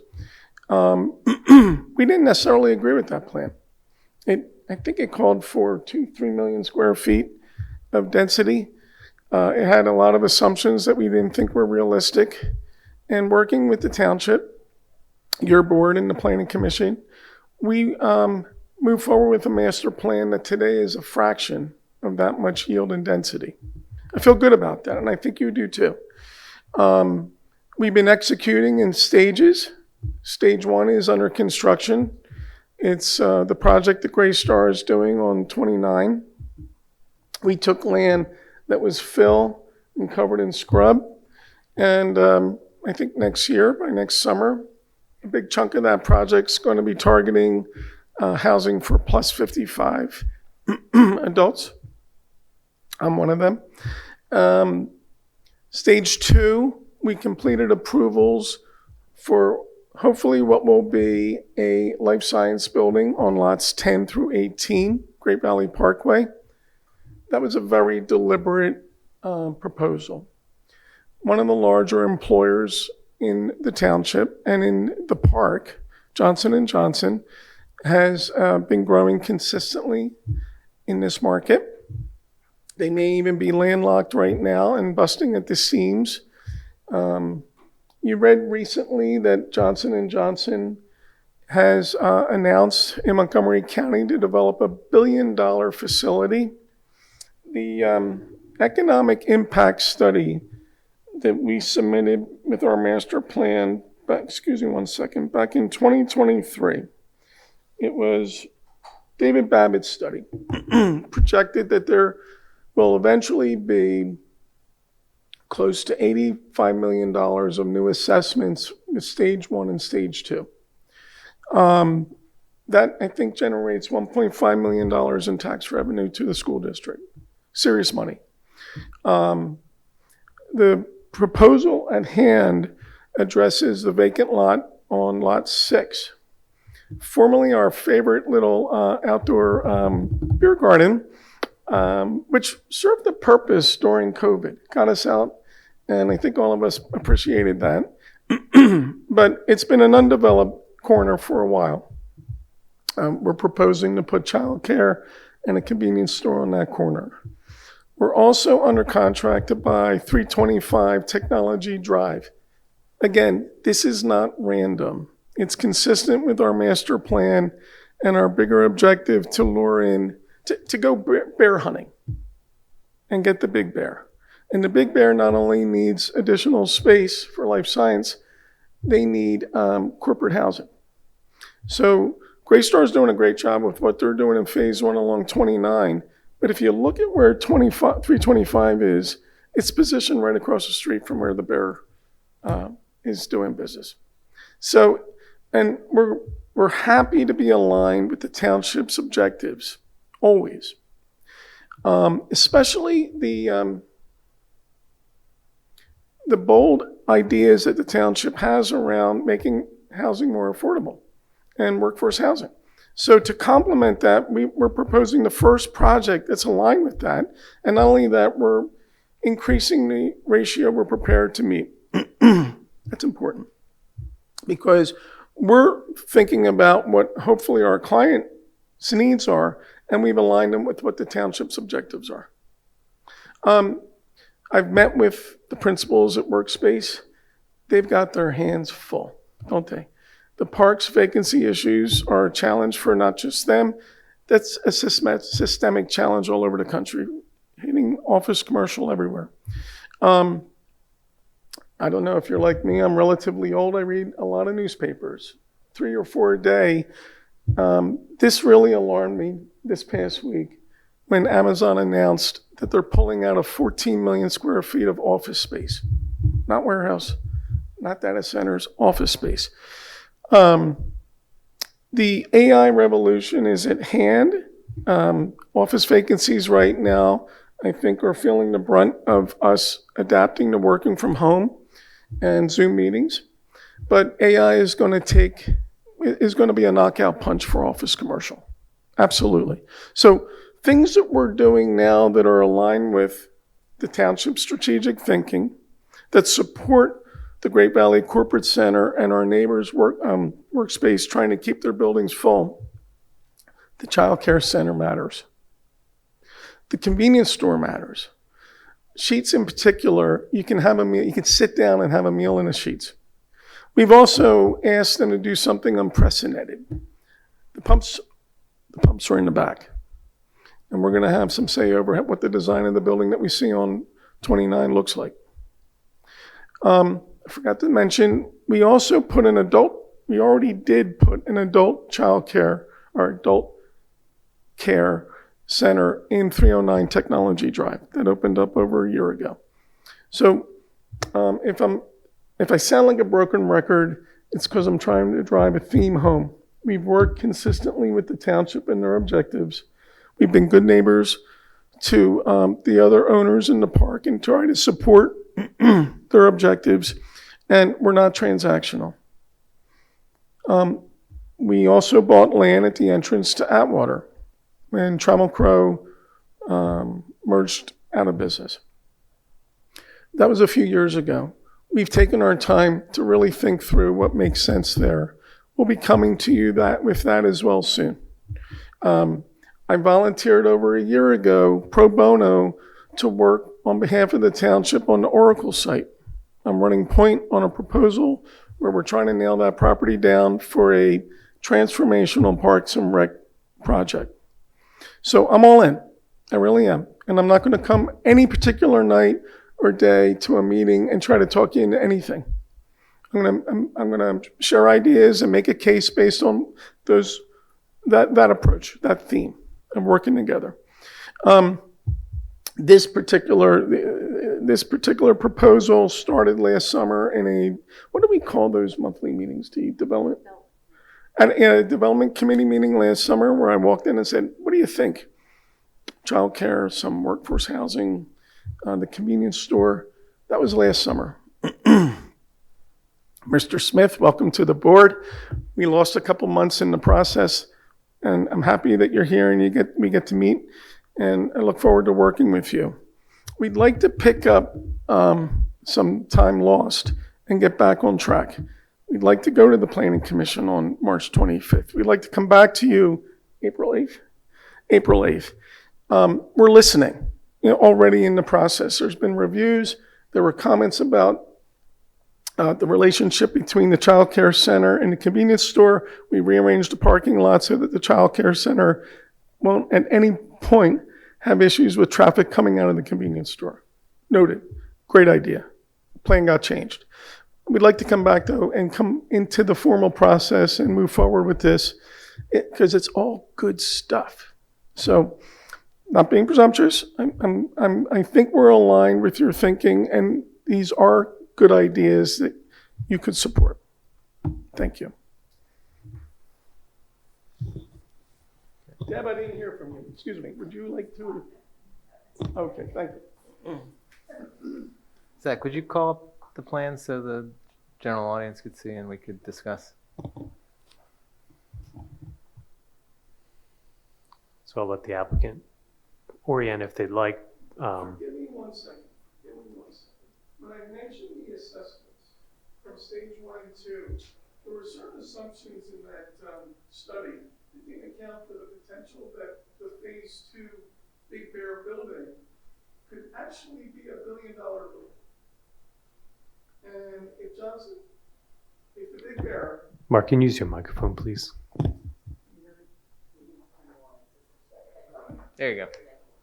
If the Big Bear goes double down, and that is like the building they're doing in Montgomery County, the assessments skyrocket. That's a big thing right now to the Great Valley School District. I may even bring the superintendent into the meetings to talk about how they're being impacted by their office commercial tax base contracting with reassessments. So, thank you.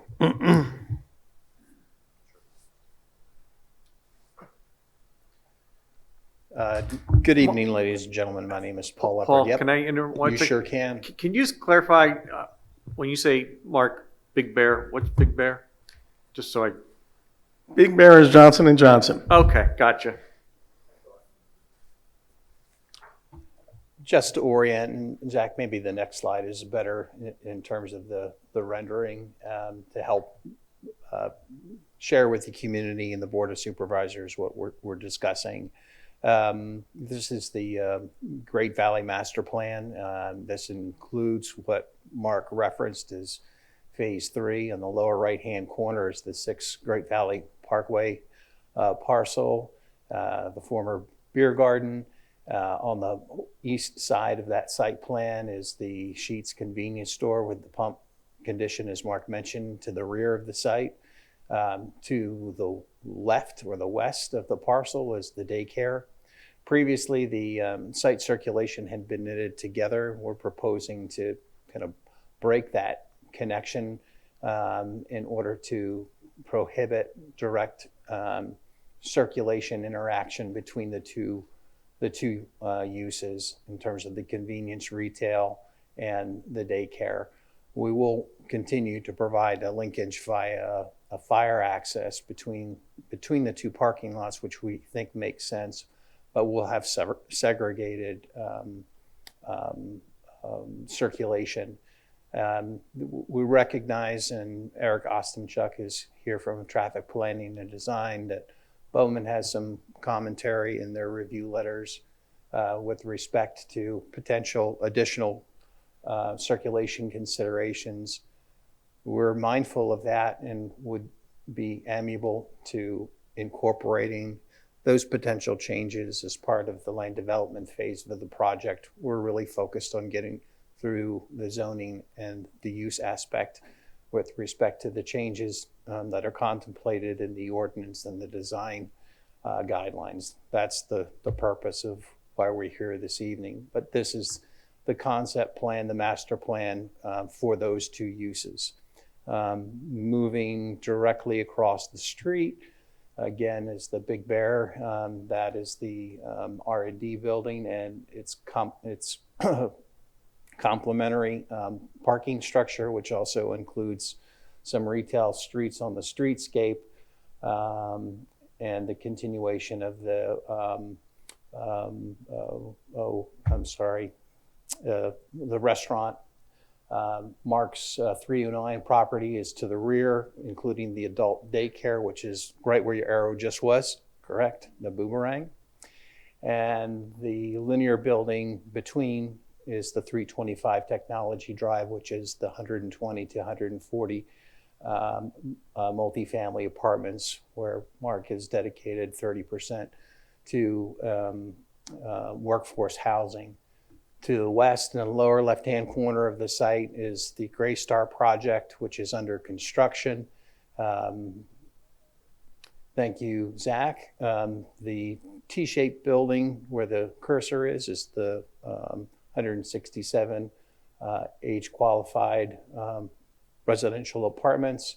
And to the left is the 267 market rate apartments, which are under construction. So that's the master plan as it's envisioned presently.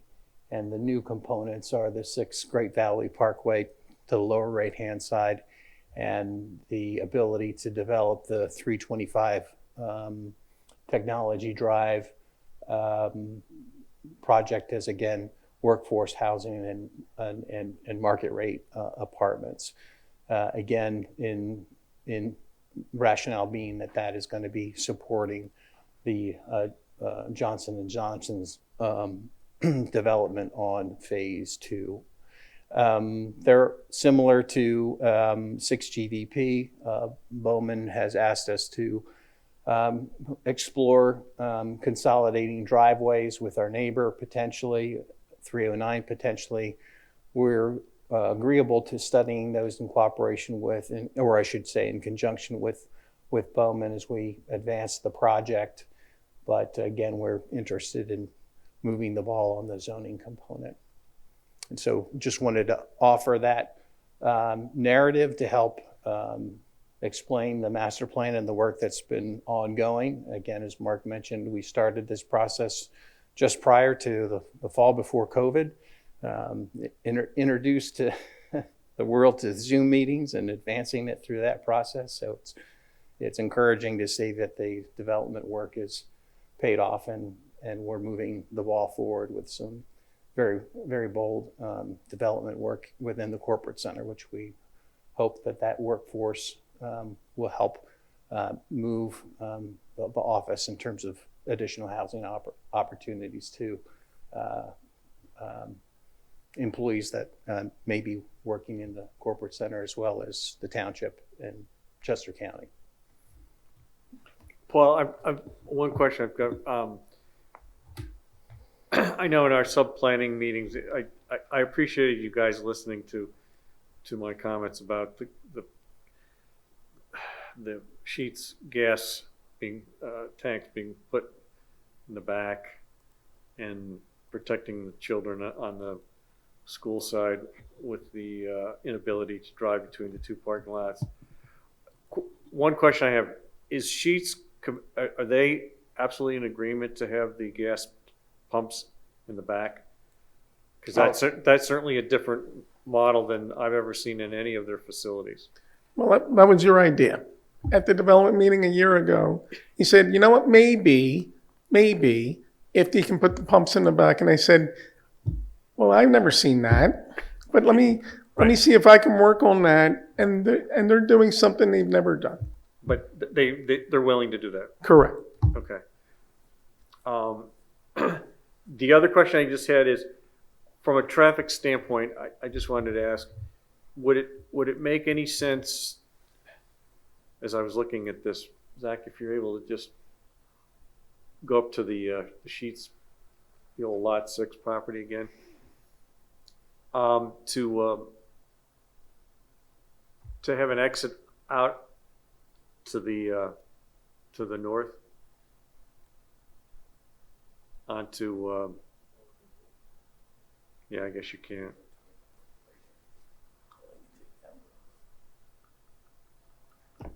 So just to quickly, this orientation of this sheet is kind of the reverse from the other. So just quickly to orient, sorry. This is Route 29 and this is Great Valley Parkway. So this is the northern side of the site.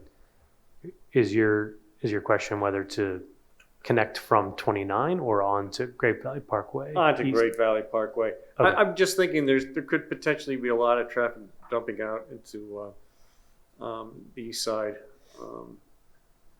and then dumping out to Valley Creek. But I'm just spitballing here, so disregard it. You're allowed. That's I mean, this is the fair kind of question. same conversation we had at the planning where, we talked about pumps. So essentially, disregard what I'm saying. I thought that there was some conversation about exploring the potential for a right turn in from Great Valley Parkway in order to ease some of the burden on the Country View Road. And I thought that the applicant was agreeable to exploring that as part of the land development phase of the project. Okay. All right. Seems as though that might make some sense. Sorry, Peter. Yeah, no problem. I question, Zach, what is the southern building, that one there? This is the daycare. That is the daycare. So they were previously connected here, and what Paul was alluding to is they've now severed the direct asphalt connection between the two, because I think there was some concern with cut through traffic and speeding and kids walking into the daycare versus people driving through the parking lot with their coffee. Mm-hmm. But they're retaining it for emergency access. So it'll be essentially, it'll look kind of like grass, and there'll be probably a gate, but not an actual connection between the two. Understood. And that's that rectangle to the east would be the gas pumps. Yep. So this would be the Sheets convenience aspect, so in the parking around it. And then this is the gas canopy, or this is the That's correct. gas canopy with the concrete apron around it that you normally see. Understood now. Thank you for that orientation. I guess I wasn't involved in the pre-planning, and I do feel like I remember seeing this, and my initial reaction was, it's not kind of my vision of this portion of our kind of a marquee portion of our corporate center. That intersection has kind of the big box corporate centers, and this one corner would kind of just be not that. I would rather see for the corporate center something a little more substantial, a larger building, a larger structure that would kind of follow the form of the corporate center. Also with that, the proximity of a convenience store gas station to a daycare is a little disturbing to me. Not to say it's not found elsewhere in the township. I mean, just up the road there's the Wawa with the Chesterbrook Academy from that, but that's a considerable distance from the Wawa, separated by a road, and with no convenient access from one to the other. And that really stands out to me in terms of I don't want to say safety. I'd just say just the proximity of two opposing businesses, if you will. Well, I have to agree with you. As a developer, you would look at a corner at the entrance to an office park and think of developing a marquee building on that corner, but we're proposing to do that across the street. And when 29 shut down their restaurant and focused on catering, there's no real place to just walk and be able to get a bite to eat. So this convenience store, and I'll bring Workspace into the meetings, and they're going to say they're excited about the opportunity to be able to walk from both sides of the park to that corner to get a bite to eat. The childcare, most childcare centers are oversubscribed right now, and this is Primrose, one of the best. So they know their business. My dad used to say to me, don't try to tell your tenants their business. They're going to tell you how they operate their business and work around that. They have zero concerns about being next door to Sheets. So I'll bring them in to talk about that as well. But good point. And I'm 100% with you. The marquee building, though, we have more land across the street from 10 to 18 to leverage to do a real signature building on that corner. I mean, would a And it happens to be next door to Johnson & Johnson. Yeah, I mean, it's fantastic. I love the Big Bear, the Johnson & Johnson. I think that's fantastic for our township, local economy, everything. Commission, Supervisor Fixler, I'm going to put you on the spot, Zach. How much money do I have in escrow right now for road improvements? $4.5 million? Tied to stage 2? I do not know that number. Yeah, but I think it is. There's a large sum of money for road improvements. Which That is true. unprecedented that we had to put it up before we went in on the project, but we did it. And so not only are we trying to align ourselves to win the big bear with offering them workforce housing, the size building and parking that they need, amenities that are right across the street from their new building. The project Phase 2 supports a lot of off-road, off-site road improvements. Forgot about that. So.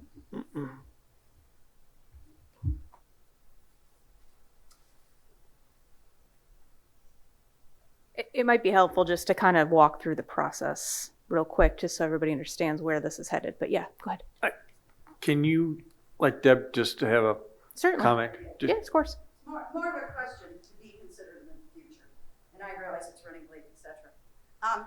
It appears to me that you have shoved all of the workforce, or let's put it honestly, the poor people, into one of the units. What is that unit not getting that the other units are getting? Because there must be a reason why you put them all in the same building. Are they getting less space? Do they have access to washers and dryers? Do they have access to meeting areas? Like, obviously, there's something else in that other building that makes it worth market value, and you're putting all the other people in one place. So that's something that you, as supervisors, planning people, etc., need to explore. Because we can't just shove them into one building and say, you know, we can't say we're offering this to you as a township when, in fact, you're just giving less for the money. So, I mean, and I understand that. May I address your concern, Deb? Mm-hmm. The Phase 1 component of this project was approved before the ordinance was passed to require the workforce housing. Mm-hmm. What Mr. Nicoletti's doing with his Phase 3 housing building is what's required of him to provide workforce housing, but what he's actually doing is going above and beyond. Okay. He's providing more workforce housing than we require in our ordinance, which is okay. a good thing. So, but to your point, it's not like he's making substandard housing in one building. Well, that's why you're the people that look into this. Okay. Because he's just looking to make substandard housing. No, he's most likely putting a very nice building together with the required workforce housing and above and beyond what is required of him. Thank you. Would that cover Mr. Nicoletti? 100%.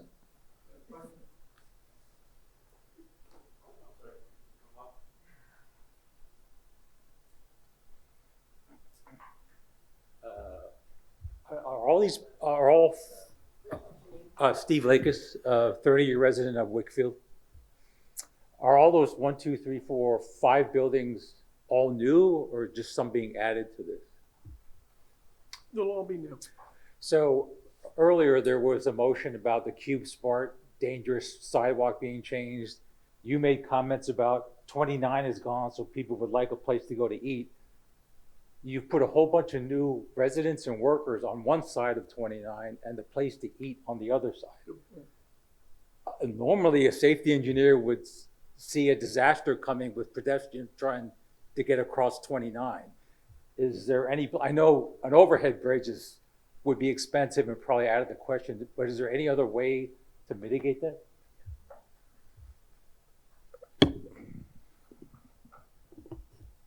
So this is kind of jointly handled between the civil and the traffic engineer. Great question. We've addressed it. He's going to talk about it, but you're 1,000% right. It has to be addressed. So there will be ADA improvements. The Route 29 and Great Valley Parkway intersection is a signalized intersection. So the crossing equipment will be updated in order to accommodate pedestrian crossings through the signalized intersection. And the pedestrian way, the parkway that is shown on Phase 2 is going to be extended along the Sheets side. So there's going to be a continuation of that pedestrian corridor, at least along the Great Valley Parkway side. There are other pedestrian accommodations on the north side of Route 29 where the grade and existing conditions are more favorable. And so there's, again, an extensive linear park that will extend from the Great Valley Parkway intersection to the sheet west, all the way down along the north side. And then similarly, there will be a pedestrian crossing provided at the intersection opposing the park entrance, so that, again, pedestrian safety is paramount of interest to us, and we're doing everything that we can and would be required to do by both the township and PennDOT in order to ensure that that happens. Just, I know you had mentioned in phase 2 there, the parking structure, and you mentioned retail. Could that also potentially be dining or other types of industries that would provide additional dining outside of having to go across 29 for folks on that side of the Yeah, road? there are, I believe, 4 retail suites along that frontage, and it's retail, so it could be anything that falls within the retail category of the overlay, which could include some food service. Okay, thank you.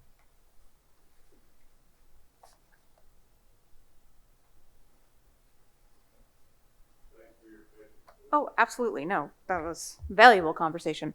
So in terms of moving this forward and next steps, what we are hoping to do is be able to have the Planning Commission weigh in on the second petition that has been filed. They have already, I believe, provided a recommendation as to the first petition for the zoning amendment, but we would like to get their recommendation and have them review both of these petitions to move this forward. I know the county has to look into it as well. Zach, I believe that was already sent to the county.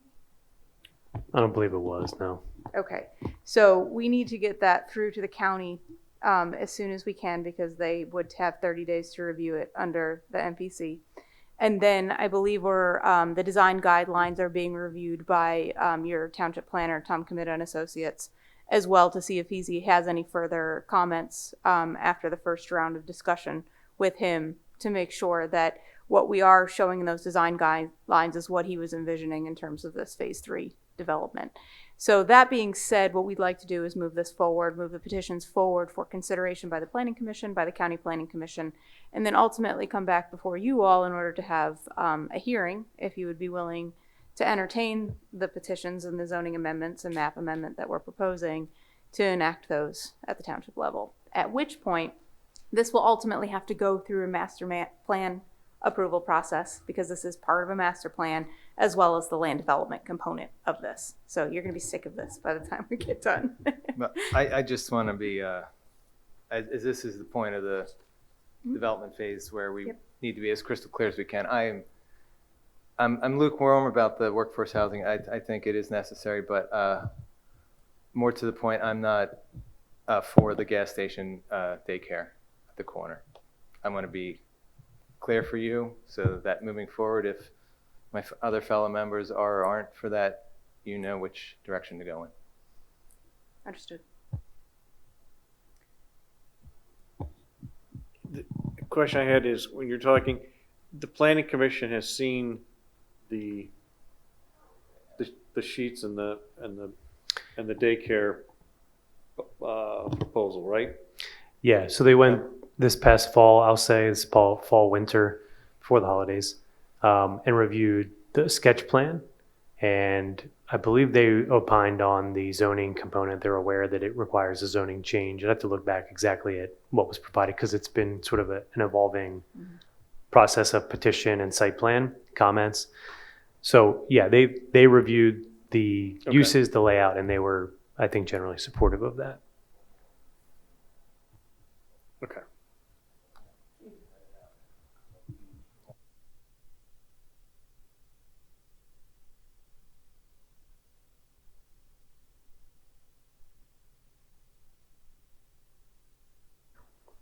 Yeah, I think what staff is looking for, since there are a number of pieces to this, there's the sort of the review of the site plan for any, like, I'll say technical comments in advance of it going through master plan or land development.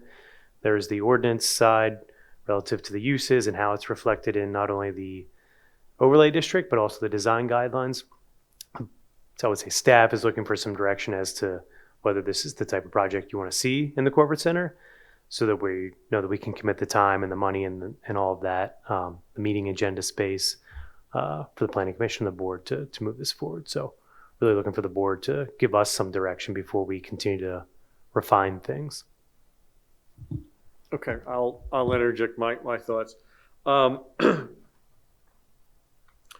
The sheets and the daycare, I'd love to see something a little more robust there, but I understand, and I'm actually okay with it.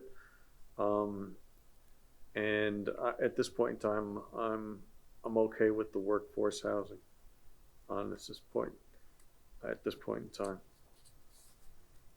to pursue it.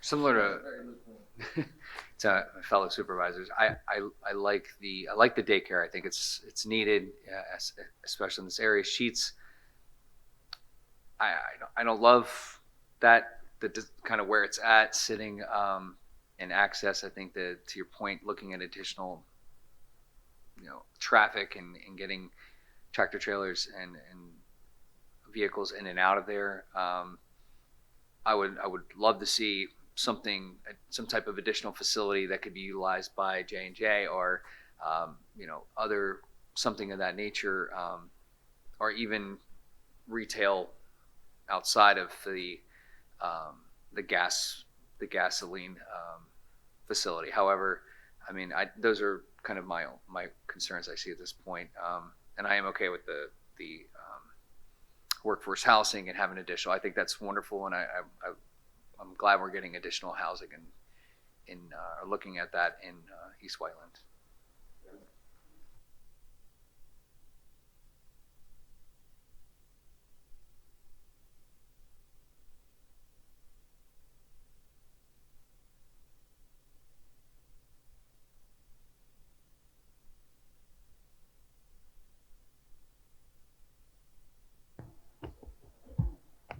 I just want to be clear on where I am with it.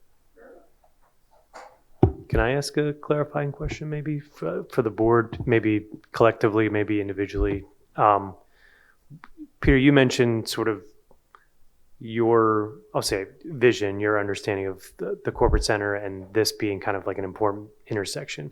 Is your thought mostly related to the use itself? Is it like the form factor, the massing of the buildings? Do you envision something more like a larger building there to kind of bookend and anchor and look like its surroundings?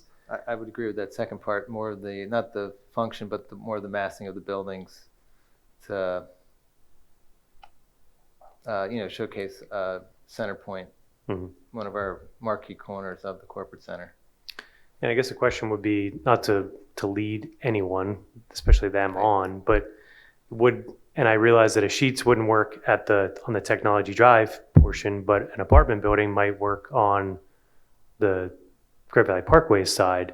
Would something like that be more in line with what your vision of like the evolving corporate center would look like, or is that too soon to tell? I'm just trying to maybe give them a little feedback on what might be more palatable on one or both sites. I realize one's under contract and one is owned outright, so just trying to figure out like I would not want to go there. They are the property owners. Yeah. I am just the supervisor. Sure. Just trying to peel back and give them some direction they could work with if they're going to come back with an alternative.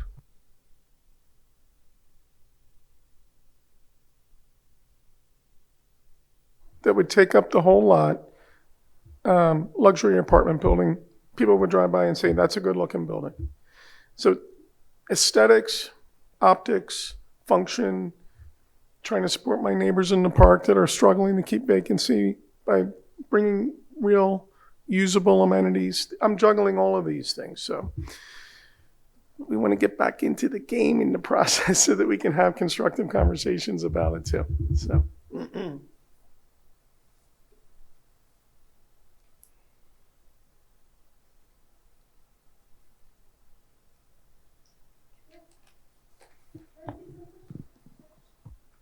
Sure. I don't know if this is going to be helpful. Hi, my name's Kelly Donia. I'm an East Whiteland Township member, and I work in design and construction, and I do some work with Johnson & Johnson. I'm working right now on the Hyatt New Brunswick, which Johnson & Johnson owns, and they use it. It's a very substantial building. It could be designed with other components in mind, and it would balance out that structure very well. And we also are doing a lot of hotels that have some floors that are rental, so that you can have luxury living with the hotel, and then your other buildings would have the components of workforce housing. And the workforce housing that I do looks exactly the same as the other apartments. There's no difference. The same finishes, the same ability to like reach amenities and so forth. It's all done equal. So it's just a thought. And it also could have a workout studio, which would really feed off of all of this going on here. So I'm just going to go back to the back of the room. Thank you. Thank you for that idea. That's a nice Thanks, idea. Kelly.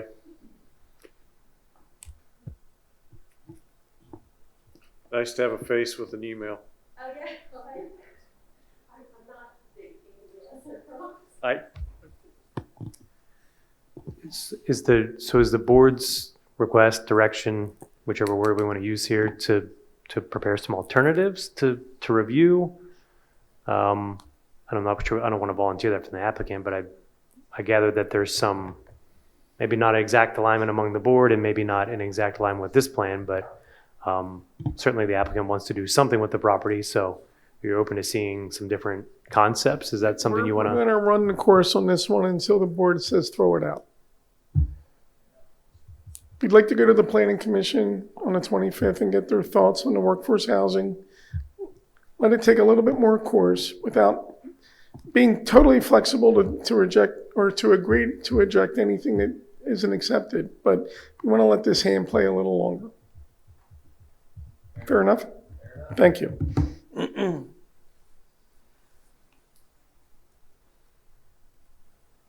Yeah, so for now, I would say we're not moving the petition forward in and of itself. Correct. We're not sending it to the county. And we will not continue to refine the design guidelines of the corresponding ordinance, but we'll send the plan back, which is substantially similar, but not exactly the same to what they looked like before. Is that what we're all saying? Okay. Could it hurt to go to the county, send it to the county? I don't think it's worth having them review if the board's, the whole point of, from my perspective, similar to yours, was get direction from the board so we know what and how much to do with all the moving pieces of this. If your preference is to go and get more feedback from the planning commission, that's great. But it doesn't sound like in its current form, unless you're planning to change the plan, it's got the full support of the board. So we can talk more about what the next step would be, and I don't want to like grind you to a halt. I'm not gathering that this plan gets approved when you go through the next 2 steps to get to the 3rd step of coming back to them. I'm just trying to balance. If we go to the planning commission this month on the 25th, and they give us 100% support for this plan, the workforce housing, the sheets, and the daycare, and we come back to you on the 8th, next couple weeks from now, it's your call. Isn't that fair? And maybe we can decide about going to the county after the 8th. Yeah, I think that seems like I'm okay with that. Okay. Thank you.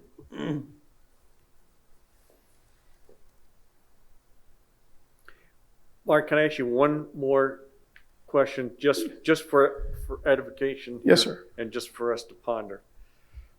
You've consulted a lot with the Oracle situation and the property and Yeah. potential redevelopment there. You've had a lot of different ideas, some really great ones. Is there a backup idea concept at all for this corner? No. Okay. But if you want to, That we was could pull just- up Atwater and I can make the case, which would be really hard to do. There hasn't been a new office building built in the suburbs in a long time unless an institution built it for themselves. And basically phase two it serves a purpose for an institution, single purpose building. I can't really make a case to put an office building on lot 6. I just can't. There's no demand for a new office building at the most expensive rates when there's so much office space vacant. That said, the other largest employer in the area, who renovated that pharmaceutical building at Atwater, and will be moving into it relatively soon, I do think that other bear will have needs beyond that office building at Atwater. And I think we're well positioned to work with them to address their needs. And I think that can be eminent. So they're going to move into that building. I'm going to guess they're going to expand the garage next door to it, and they're going to boot up. And being right at the Malvern Turnpike exit for that bear, I think there's a lot of potential for that. Again, not a spec office building. It'll be something that we would work with the big bear to accommodate Vanguard. There you go. At one point in time, you had discussed about the need of a high-end hotel. How many 5-star hotels are there in the Delaware Valley? 1. Right. Go to it, go to the top, look out over the city of Philadelphia. It's magnificent, and Comcast built it into their headquarters. Right. We're in a discussion with Ritz-Carlton to make a case that they should come to Malvern. I think they would like to seriously look at Atwater. I think our big bears would love to have an opportunity for something like that in their backyard. And I don't think it puts other hotels in a compromising position because they're in a class of their own. I think there could be some luxury residential built with that Ritz-Carlton, where we thoughtfully planned, with not a lot of density, but raising the bar. So when you come off of our exit, you see something like that and you know you're in Malvern. You're not in King of Prussia, you're not in Exton, you're in Malvern. That's part of ownership. So I'm not ready to talk about that, but that's where our thinking is going.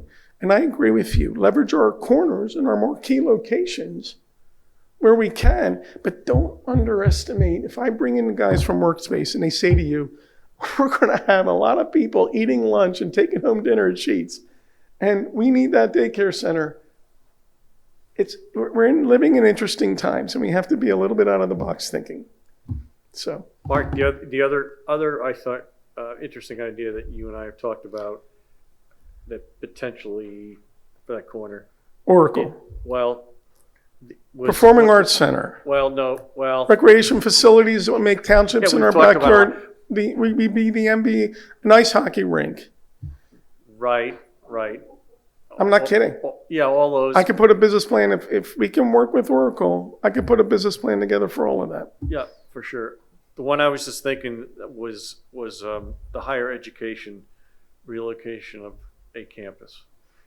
That would be a large building on the corner. Here? Yeah. It's too small. There's not enough land. Not enough land? Yeah. Okay. It's a postage stamp size piece of property. But Oracle, I got 1 out of 2. You can get Westchester, you can get Temple University to come up, and here's the pitch. Okay. Your science students and your business students get internships and co-ops at Vanguard and Johnson & Johnson. Why wouldn't you, John Fry, want to look at that? And you use them to underwrite your parks and recs. Right. You work with one big institution, you give them a break, and they underwrite, helping you pay for your parks and recs, your performing arts center, and your ice skating rink. I would say that sort of on and we're not. I'm doing all of that pro bono. Right. That is an awesome opportunity for the township. Kind of continue on the idea with the Peterhead on that corner and making it something. And as I said, Valley Forge Music Fair. Remember parking at the Valley Forge Music Fair?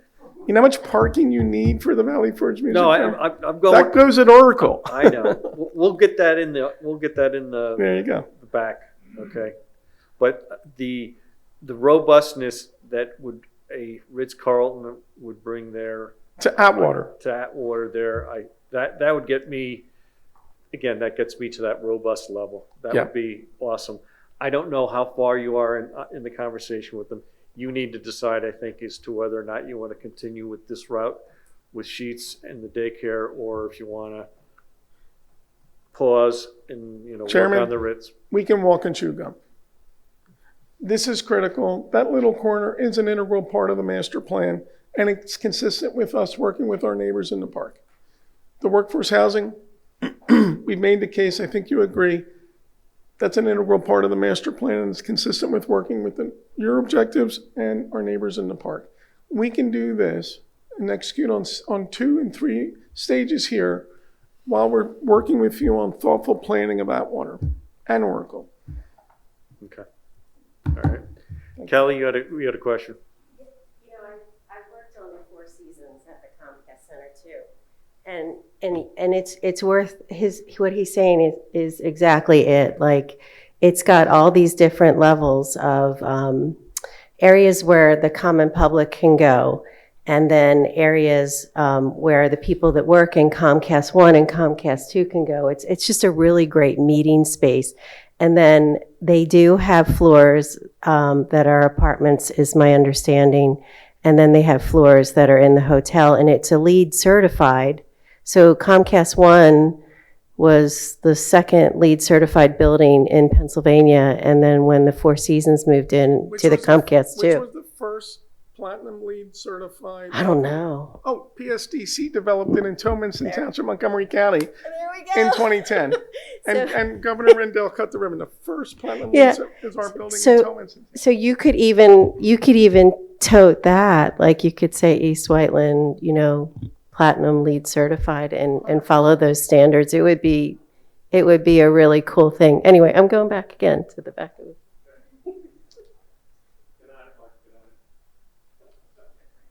Okay, so I think to kind of wrap it up, it seems though that you're still wanting to go to the planning commission. Please. Under these existing plans, right? Just keep in mind our conversation, I'm sure we'll be talking, right? Great, thank you. You are creative and appreciate your help on the other issues as well. Thank you for your consideration. Dad, I'll see you next month. I'll see you next week. That's what you say. She's STP. STP. Same 10 feet. Someone says something like that. See you, Paul. Thanks for the warning. Okay. Unfortunately for you all, you're not done with me yet. I've got 2 more items. I apologize in advance. I'll make them quick. The first one is, I'm just going to pan over here. It's a project on Backton Hill Road. It's the Benedict's building, 7775. They had an approval to do some expansions a couple years ago. Part of that was to include a trail along the frontage that would ultimately, similar to other projects on Backton Hill Road, just connect north-south along the corridor. As part of their project closeout, they want to close out their financial security. They don't feel that it connects really to much of anything now. We've been in contact with them to, instead of continuing to hold money to do that improvement, that we would record a declaration against their property that obligates them or a future owner to construct it at their expense once given notice by the township. There's a lot going on over on Backton Hill Road. We've got Backton Hill Park, we've got GVCO, we've got trails and other things in this area. I think it requires a little future study. So ultimately, if we decide that the trail should go there and it should connect north to south, we'll ask them to put it in. If we think there's some other way to connect people in this area, we might pursue that as well. So this is essentially kind of cutting them loose of their financial security obligations, but not cutting them loose of their obligation to construct a trail someday. It sounds a little complicated, but it's something that we've done in the past, right? Essentially, yeah. Yeah, for sure. So it's not unusual. No. Nope. Seems like it makes sense from my standpoint. Protect the future, but not at the moment here. So,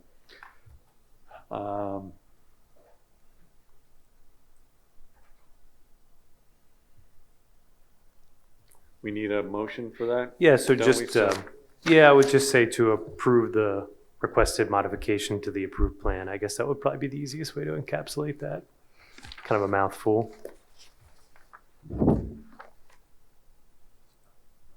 Peter, you want to make a shot at?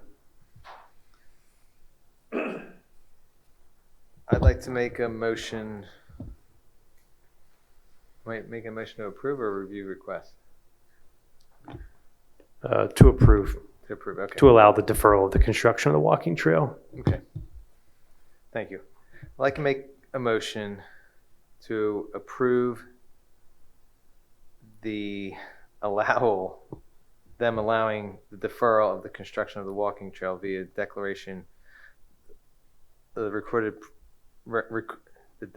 declaration recorded to the property for LD-072017 industrial/flex building at 77 North Backton Hill Road. Covered? I think that was, you made lemonade with that one. I appreciate it. I second that. All in favor? Aye. All right. This last item is really just, it's related to the first item that was tabled. This is an extension to carry that plan forward to the April meeting. Their current shot clock expires at the end of this month. This one I think is easy. You can hit it. So it'd be D2. D2, I'd like to make a motion to consider the extension to time to refer decision on LD-30-2025 for redevelopment of 370 Lancaster Ave for the preliminary and final land development until April 30th, 2026. I'll second that. All in favor? Aye. And passes. Okay. We'll move on to item number 6, zoning and code. John Mateaf. Thank you, Mr. Chairman. The zoning hearing board will next meet on Monday, March 23rd. At that meeting, they'll have 2 applications. The first application, 2026-01, is that of the GS Great Valley Property Owner, MF LLC, and same AA LLC at 360 and 380 Moore Road. As I'm going through this, Zach will be bringing up some slides to show you the proposals that they're going to have for that property. Currently, the property is being developed with 2 multifamily residential dwelling units, attendant parking, and other related improvements. Part of their application is for signage relief to allow for signage on the buildings that will address the deficiencies that we have in the code presently. When the township enacted the overlay district in that area to allow these types of residences and development, they did not address any changes that would be needed in sign code. And the allowable signs for these types of developments was very minimal, like a residential sign of like 16 square feet. What the property owners are proposing to do is to allow to erect some signage that will be more appropriate for the size of the buildings and the uses that they have there. And it also reflects some of the changes we'll be planning on our sign code in the future. It'll be similar in scope of what these signs are for. Zach could bring up and scroll through the pictures that are there. But some of the things they're doing is a variance from section 282 to allow multifamily residential signs in the OBP district. And then also variances to section 282A 2G to allow 2 22-foot high signs to exceed the maximum height of 10 feet, as well as other relief that the board may deem necessary. The approvals they have would be 2 banner signs, as you see, such as here. Sign on each building over top of the entrances that denote what building it is. If you go down a little bit further, Zach, you'll see there's the banner signs that go along the side of the building. So in scope, they're de minimis as the scope of the project is. This would be the signage that just shows what building they're at. at the entrance to each building, one of those signs each on each side. And then further down, there'll be wall signs outside the entrances to the building to delineate what building that you'll be entering the property at. The names of the buildings haven't been determined yet. That's just kind of placeholding labeling for the building. But they are the signs that they're proposing for that property. And again, it's one of the sections of the code that we'll be updating in the future to allow more appropriate signs for this kind of development as they come along. John, are any of the signs, especially the ones on the building, are they illuminated at all? I think it has it on there that they are backlit inside the banner sign. Hang on one second.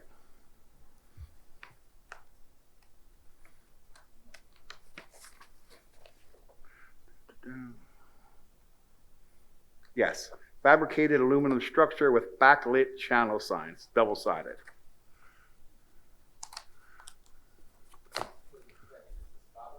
No, it'd be inside, internal lighting with opaque letters. Yeah, so it'll be, your letters will glow on the black background. You were throwing me with the banner. I'm picturing a banner, a flag, yes. yeah, blank, Understood. but it's- It threw me too, Peter, when I first read it, the reference. I'm not an architect, but if that's on an apartment building, then anybody's apartment's windows that are near those signs are going to be illuminated all night long. That sounds crazy, but that's not my problem.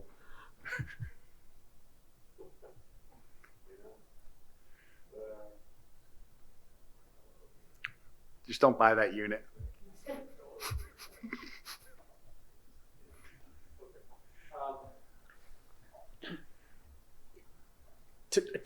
My only concern, just tying in with our new signage, which it doesn't seem as though you're concerned. And No, we will work with them. as you see, the scope Yeah. of the sign is very minimal. And using these basis, that some of the discussions, we took notes as to what would be appropriate signage for such a structure. Okay. So I think the zoning hearing board can handle this. No disagreement there. So we don't have to send Bernadette anywhere on that one. All right, thank you, Mr. Chairman. Thank you, Mr. Gerber. The second application we have for that evening is 2026-02. It'd be application of Brian Welsh as to property at 11 Beechwood. The property is currently improved as a single-family dwelling with a one-car garage. The proposal is to enlarge the garage to a two-car garage with living space above, and making an in-laws suite in there. One of the reasons that we come into the zoning hearing board is the design of the structure is not going to be not going to be connected to the main house except by a stairwell and a breezeway. The reason, correct. The applicant is doing this for to make living space for a handicapped family member, to bring them live nearby, so it's close with living space and such like that. How we've handled a similar cases before on an in-law suite at the zoning hearing board, and with the board's approval with no problems at that time, was that we put a codicil in the courts that we'd have Mr. Rao have them file it in the county court system that they could never be used as a separate family dwelling, and upon abandonment have to be incorporated into the main structure of the property. That sounds fine to me. Yeah. I think. Okay. Yeah, no issues with that. I mean, Yeah. it's great that they can help their family out. Yes. Yeah. So. Okay. So we are sending no one on either one of these. Thank you for the update. Thank you. On our updates, I'll just have one thing here on our semi-annual rental occupancy registration. We've started another drive again. The notices were sent out with this year's tax bill. First, I'd like to thank Betsy Blackburn Goslin and her assistance in getting these registration forms distributed to every tax parcel in during her mailing. We've had a pretty good early response as opposed to the first time they went out. Many application or registration forms have already come in. Numerous phone calls have come in for good and bad and questions that we're addressing every day. Again, we want to remind the property owners that if they do not physically occupy a residence that is registered to them, they are required to fill out this form. Owner-occupied residential properties are not required to respond to this mailing. Again, I'd like to thank all the property owners in the township for their cooperation in this endeavor that will benefit multiple departments in the township. Thank you. Okay. Moving on to item number 7 with public comments.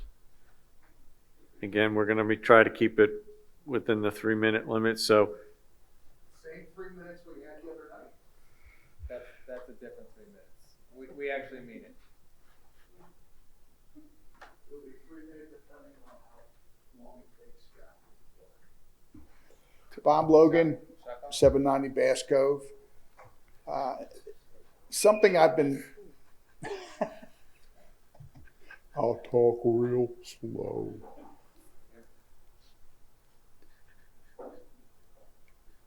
Don't make me laugh.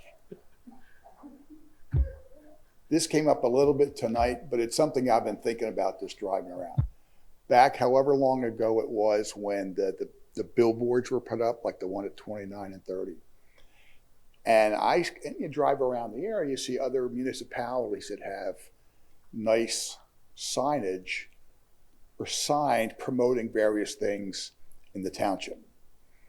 And I brought that up, and Scott, you said, Bob, we're way ahead of it. That's already put into our agreement with the sign company or whatever it is. I've never seen it used for anything.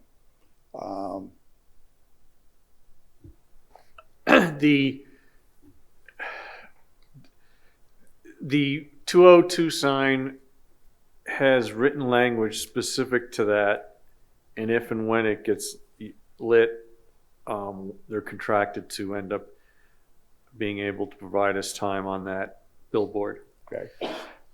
The 2930 billboard seemed to not specifically address that in the contract. And we're kind of in a situation where we're renegotiating with the sign folks of trying to get township information onto that sign. What's in the agreement and where the confusion was is I believe that the agreement reflects emergency type messages and doesn't use the word about township information.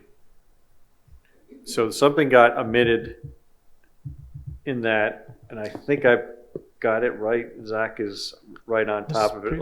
Pretty good, Am I- actually. Is it? We have been in conversation with them to try to get more time on the 29 and 30 side because we feel like it provides a little more localized messaging. You know, people going back and forth on Route 30 versus people passing through on Route 202.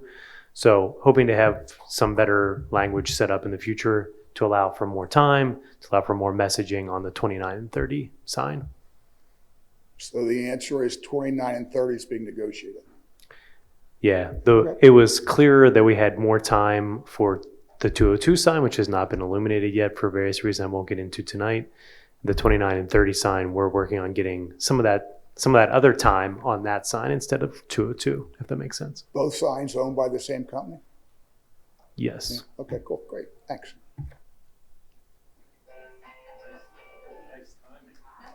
Right on time. Do you want to add that 3 seconds to anyone special? Do I want to be like the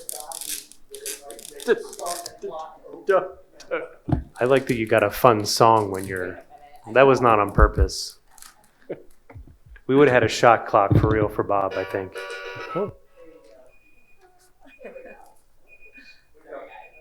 I will be much shorter than 3 minutes. Good evening. Hi, Barb Arnold, 31 Fonstock Road. Just wanted to ask you guys about the status of the ordinance on remediating properties before development can be approved. That we gave you like a copy that Euclid Township has, and then also the other part of that question is what is the process moving forward? Like what steps are involved after you look at it?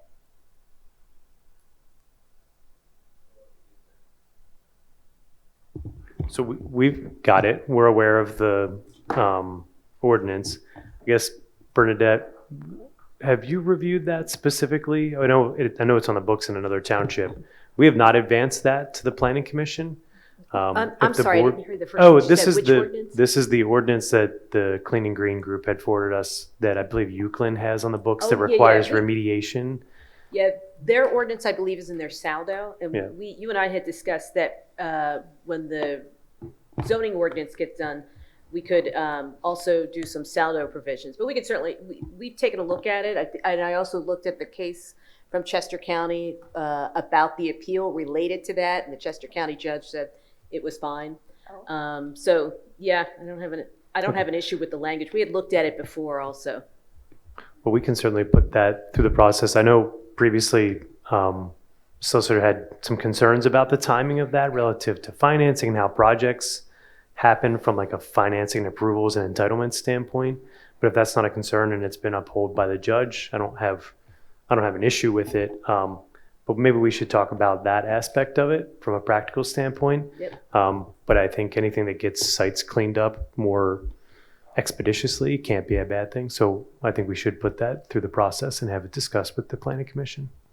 I'm writing notes so I know. So you're going to put it through the process and discuss with the planning commission? Is that what you're? Yeah, we can target the March 25th meeting. It may be that it's more like the April meeting, but I'll talk with Bernadette and with Brittany to see if we can chart a timeline for that. Okay, awesome. Thank you very much.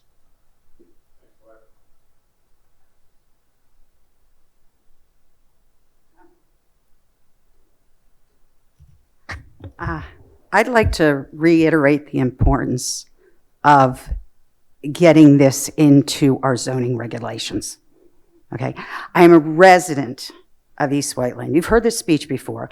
My children live in this township and my grandchildren live in this township. And you do not want another Bishop tube on your hands. We have sat here for 10 years and every one of those supervisors and the managers and even the lawyers went, that's not a good idea. I know it's not a good idea, but we didn't do this. We didn't do this.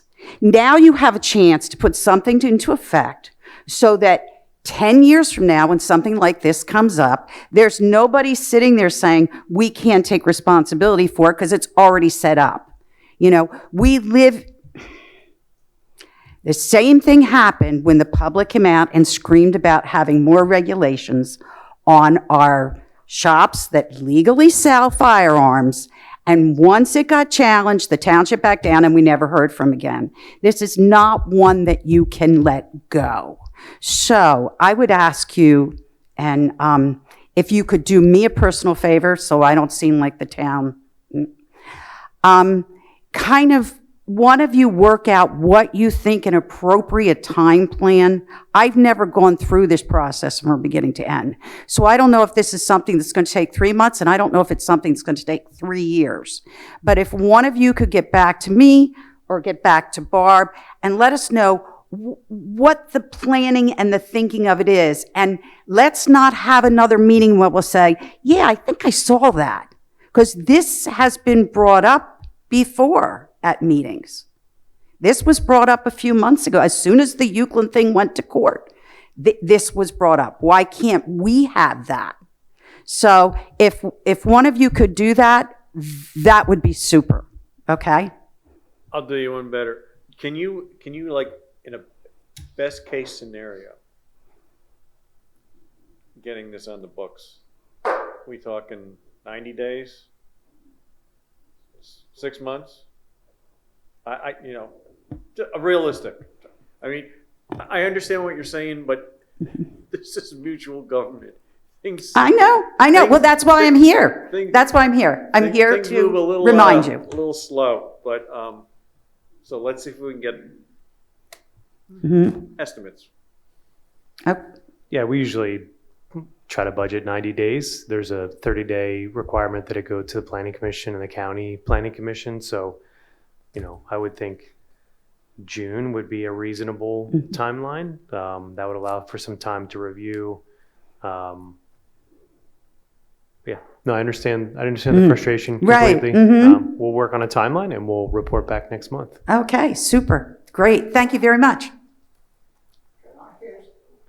You all know what she's talking about. I have no clue. She's talking about this. What's she talking about?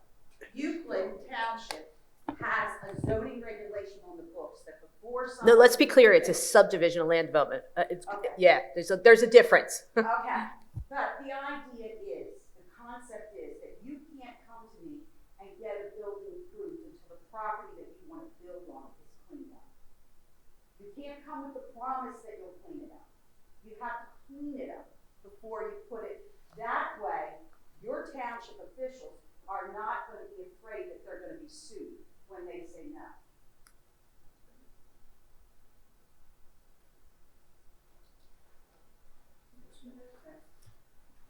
I'm Brandon Grafe at 8 Almy Drive. I want to thank the chief first off for the work he did in selling that car because, as always, law enforcement pays for the fire company and subsidizes the fire company. So thank you for that. I appreciate that. Really what I wanted to say was winter came back with a vengeance this year, and though some of us welcome the cold and the snow, it comes with a lot of challenges. And at the top of that list is transportation and the clearing of roads. And is the Public Works Director here? I want to thank you and your guys because they did a fantastic job this year, every year, but this year because it was so challenging. Yeah, they were dynamite. Timing stunk. They were out probably 20 hours at a time, and it's not easy. My job takes me around different municipalities, different counties, and I saw some lousy clearing jobs. I heard about it, I saw it, and I was in a position where I could brag about East Whiteland and the Public Works guys. So thank you, and please make sure you tell them. Thank you. Thanks for coming out and waiting till now. So we'll see you here next month, right? You might. I go to my own meetings. I have my own meetings once a month, so sometimes they're relaxed. So. Okay. STP in the making. Yes. Kelly. Hi, it's Kelly Donia at 10 Corbin Drive and 1 South Backton Hill Road. And I wanted just to submit to the Board of Supervisors, and I hope that I'm doing this the right way and the respectful way, but just a model ordinance for future for data centers that includes a lot of great ideas in here. So I just wanted to submit it for future because I think that that could be really good for our township. Okay. Sure. Thank you.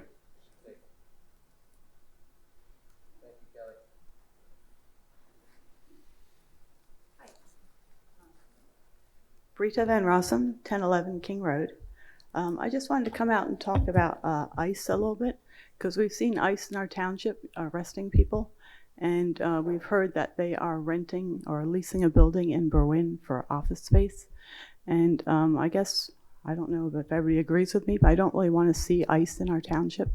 We've heard that they're trying to buy warehouses across Pennsylvania, which they're going to turn into what they call detention centers, but kind of look like concentration camps. So we really don't want to give them the opportunity to move into our township and set up one of these camps. So I guess I'd heard that it would be difficult to just directly say, you know, ICE cannot buy anything in our township and you can't have detention camps in our townships, but maybe there would be sort of a sideways way of doing it. And the suggestion I'd heard was to restrict the amount of water and sewer usage that a warehouse is allowed to, use, and therefore they would not be able to pack couple thousand people into a building. I don't know if that's possible or if maybe there's other more creative ways of doing this, but I guess if there's anything we can do to make sure that we're not a party to detaining thousands of people in a windowless warehouse, I'm thinking we should do it. So that was the main gist of my comments. And then my second question was, since you're talking about the zoning board, I guess those two applications, are those for variances? So both of them are for variances. Because I guess what I don't really understand is that there's the municipal planning code, which has specific requirements for when you're allowed to give a variance. And basically those requirements say it has to be, what's the word, unnecessary or undue hardship. And you have to prove that there's no other use for your property unless you get this variance. So somehow, you know, getting a big sign, not that I object to these buildings having a nice looking sign because it looks good and it seems like a good idea, but I don't really see how that fits the criteria for granting variances.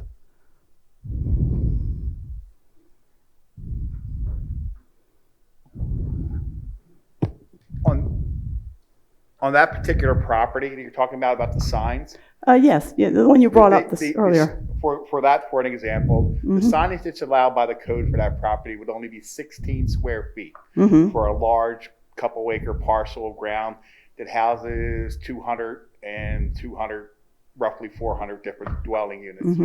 And the code right now permits no more signage than that. They are just looking for signage, a minimum amount of signage that would properly identify the building on a busy highway.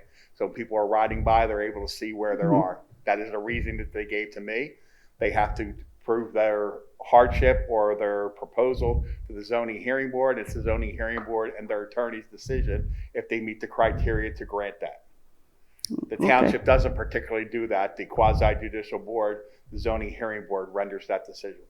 True. Okay. Well, it's just, in this case, it seems like a minor variance. I mean, a minor tweak. And like you said, the sign ordinance was going to allow that later on anyway, and it seems kind of unreasonable what the ordinance does now. But it seems like, especially with this data center, there are more substantial things that people are getting variances for.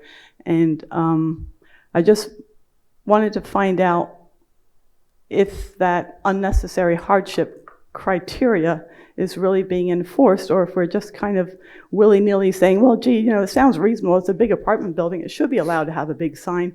Why don't we just give them a variance? And we're not really following the code. And it's not. That would be up to the zoning hearing board and their attorney to make that decision and determination. But however, I did insert that there is no application in the code right now that allows that kind of signage.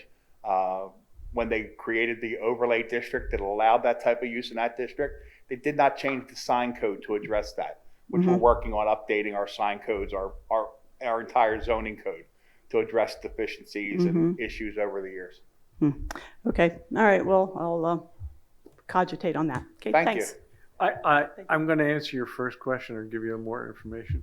Just so you know that following the incident that occurred at the yards, okay, we got together and we have discussed and looking into our ordinances pertaining to the ICE situation and housing in this township. So we are looking at it. Okay. Okay. And Appreciate it. yeah, the idea of the waters is somewhat interesting. My only thought is initially is it, yeah. So we're looking into it. I'll leave it at that. Thanks. Okay. Appreciate it.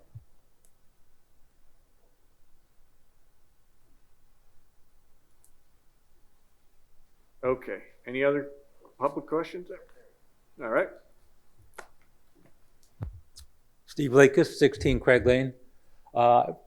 Came here tonight with kind of a process question on communication. And coincidentally, Steve touched on it a couple of times. Your opening comments about we don't do it great in East Whiteland other than physically coming to the meeting or periodically checking the website. I'm not going to get into things unique to the data center because I know that's not the agenda tonight. But attending Monday gave me an example of the idea because people were saying things like, oh, that was approved, the zoning in 2018, and that was approved in 2024. And it started me thinking, well, if there was this much opposition, I'm assuming it would have been back then. How did these things pass? Which makes me think, did we even know to kind of object to them? So what is there? Is it just the kind of a passive check of the website or this meeting? Or is there some kind of notification when things are coming to the planning commission, or you think they're going to be dicey? Is there a way that's communicated to the public? Or is it really, you'll find out by periodically checking the website or physically coming to the meeting? I know I didn't even know about those meetings until somebody on social media on Nextdoor said, hey, the township's having a meeting. And with these days in technology, is the township thinking of, is there a way to plug into, like when I sign up for a group on Facebook or Nextdoor, I automatically get an email, which is definitely an active confirmation, because I'll admit, I'm not nightly going to check the East Whiteland website to see if there's anything that interests me. Has there been any conversation about hooking into a way to notify the residents that here's an agenda coming up, here's a planning commission, here's a zoning? Okay. I don't know. You want to build this? I could take that at a high level, and anyone else can feel free to chime in. First, always encourage people to pay attention to the agendas. That is definitely the best way. There's lots of things that are discussed every month that don't have an otherwise, required notification. Zoning hearing board applications require adjacent property owners, so ones that are connected immediately adjacent to the property, they get a mailed notice. There's legal notices, again, things that are super local or put into a newspaper, and that's, nobody expects you to watch the legal ads in the newspaper. Planning commission applications, subdivisions, land developments do not require neighbor notifications, surrounding property owner notifications of any kind. So again, always important to pay attention to the agendas for any of the boards and commissions, but especially the supervisors, where some of these things show up before, concurrent to, or after they go to other boards and commissions. In terms of the website, Donna, do you want to speak to the website actually, aspect? I was just going to say, if you, on our website, we have all the agendas for every single commission and board that we have. If you sign up there, like on our website, there's a section to sign up at. If you sign up on that, you will be notified every single change that is made to any agenda, and every time there is something loaded on whatever you've signed up for. So if you went on there and signed up for all the different commissions, every time agenda is loaded, you're going to get an email. But you have to sign up for it. So I can show you later or show you. Yeah, it notifies you every time we send one out. Zach, can I ask you? Can I address him? You go ahead. Also, we encourage as much public participation as possible. We've updated our website. We've hired Daisy Media to promote dandelions. I got the wrong flower. Dandelion Media to better push out social media that we try to encourage our residents to sign up for, because they will be more informed through a more user-friendly media app rather than checking email. People just like to check Instagram or Facebook, correct? So, I mean, we really value public input, but we can't force people into doing it. It's really it's up to the resident to seek it out.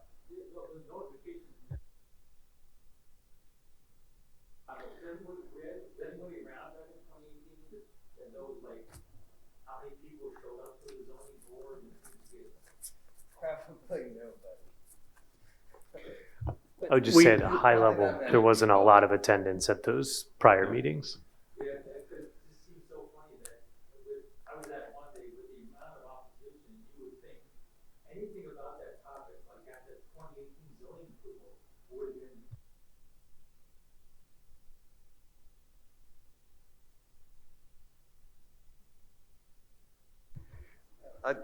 I'll throw this back to you, sir. If I were to ask you about data center, let's go back as near as 2 years ago. Would you have any opinion upon one, unless you were in the computer industry? I probably would. I did some hours of research for the upcoming meeting. I had a chart package, but I couldn't get it in one day by the time.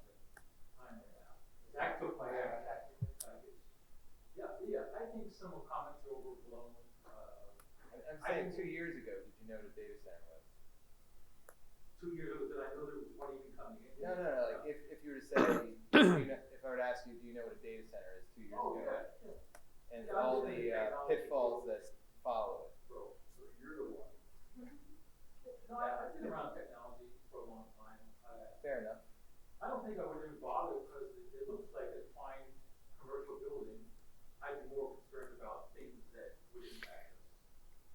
Absolutely. The ways and electricity usage. And I would have thought they'd be further out. I know you don't want to talk about, I don't want to get into that too much. It was more about I was so shocked that an auditorium full of people resoundingly saying no. And I wasn't thrilled with the commission's answer as, well, this was already approved back in 2018, so it's out of our hands. The out of our hands cop out to me was, you're all the same, maybe they're not the same, but you're the township. So you can't let it in 2018 and then later say, oh, somebody else already said it. I'm just shocked that it didn't garner some opposition, which led me to the whole, how do people know about things?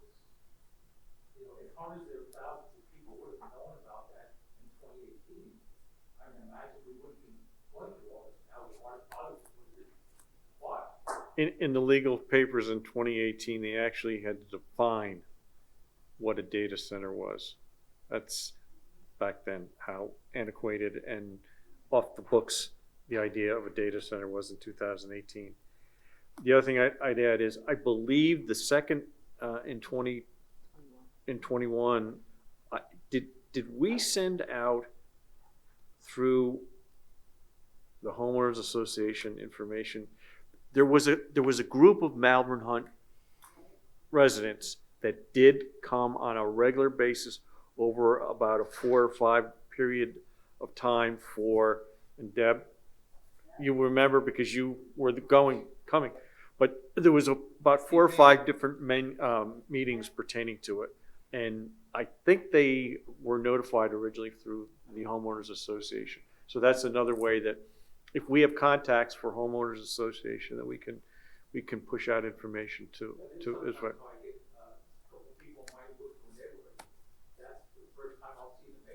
Right. Right. I'm interested in that. I didn't know. Right. And I will sign up. Yeah. Yep.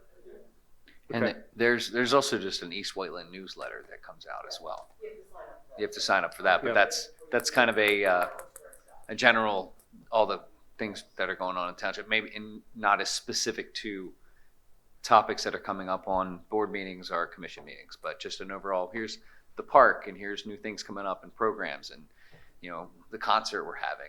But it's still all nice, good information to have. So. I think I'm understanding your point, Scott, and Peter, we just made about did we know about data centers? So maybe it was the case we keep the township of Patsyville. Maybe back then in 2018, to you it was like, all right, somebody else is asking for an office building to be built on empty land. I don't see a problem with that. Yeah. Kelly, come on. Okay, so the HO, the Homeowners Association in Malvern. No. Hi, my name's Kelly Doney again. The Homeowners Association at Malvern Hunt, the single-family homes that are right across from the data center, they exited the Homeowners Association. I'd have to double check this, but we're no longer part of the Homeowners Association. So everyone that is bordering the data center didn't get a notification, is my understanding. So the people that really should have been notified were not. And then I don't think there was any communication between the Homeowners Association for the back of Malvern Hunt and us. But again, in 2021, I had family members sick in the hospital. I was afraid that my business was going to go down. I thought I was going to lose my properties in New Jersey. I was in like fight or flight mode. So I think it could have possibly gone over my head, but I think that lies some of the issue. But I was at the time at the Stone Bank building, which also is fairly close, and was not notified. So, okay, I am going to go home now. Sorry. Thank you for being so patient with me. Well, I think I'm sticking around for a while.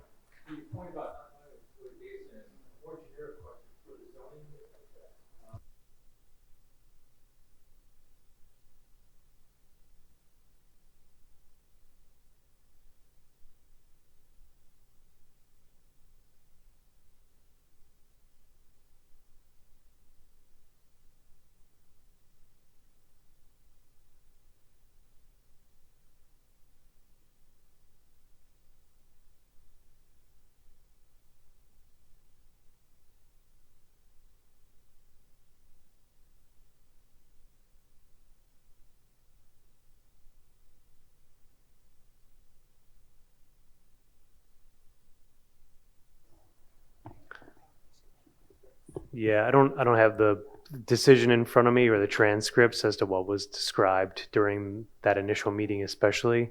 But generally, an application is made before the zoning hearing board. They describe, oftentimes it's something that's permitted elsewhere that wants to be, done on a different property, or it's what's called dimensional relief. Hey, I want to build something slightly into a setback. So generally, they describe, they put on the record their testimony, so to speak. Obviously, larger applications, larger requests get into more detail than, say, a shed that goes in a setback in a residential neighborhood. But essentially, they make their application, they put testimony on the record.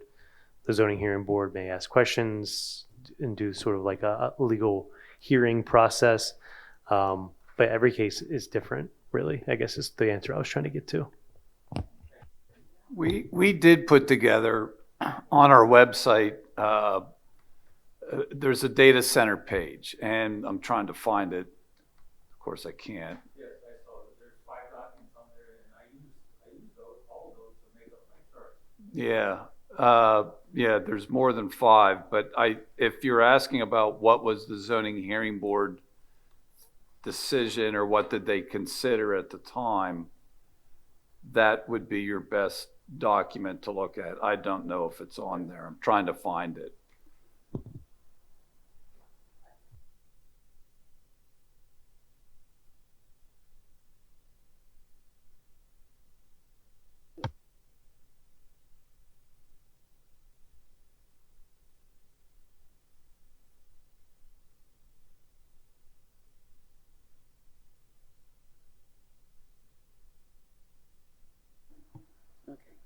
For the following variances, in order to develop a portion of property located on the south side of Sweetsford Road, gives parcel numbers, south of the existing sewage treatment lagoons as a data center, i.e. a large group of networked computer servers typically used by an organization for remote storage, processing, or distribution of large amounts of data, to consist of 2 two-story buildings, each to have a building footprint of 180,000 square feet. Then it keeps on going. I don't know if that's... Yep, it sounds like the decision where they describe in general terms and then apply the decision and any conditions. But there's other documents associated with that application that would probably speak more to your question. Okay, thank you. Our final agenda item would be the consent agenda. I will read it in its entirety, and if you have any questions, gentlemen, interrupt me and we can clarify.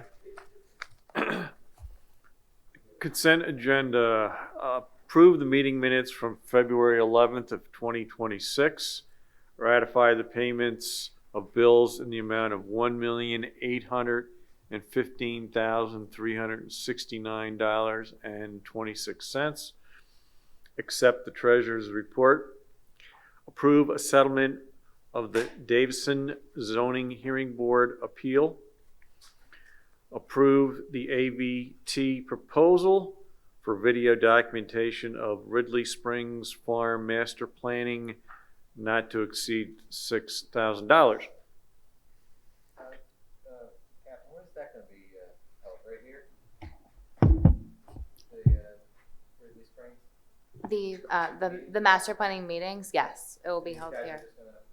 No, this is actually to document this came out of the open space committee. They recommended that because of what this site is and the transformation that it's going to undertake, that we document the progression of the You're saying video of the site? yeah, so okay. these will be I totally individual- misunderstood These will that. be individual videos that AVT will do over the course of the next year, where they're going to show the progression of what happens with the site. It'll include interviews and things like that, and then it'll be put into one larger video at the end for us to be able to publicize also what's being done with the open space tax. Yeah. Thank you. Yep. Thank you for the Yeah, clarification. absolutely.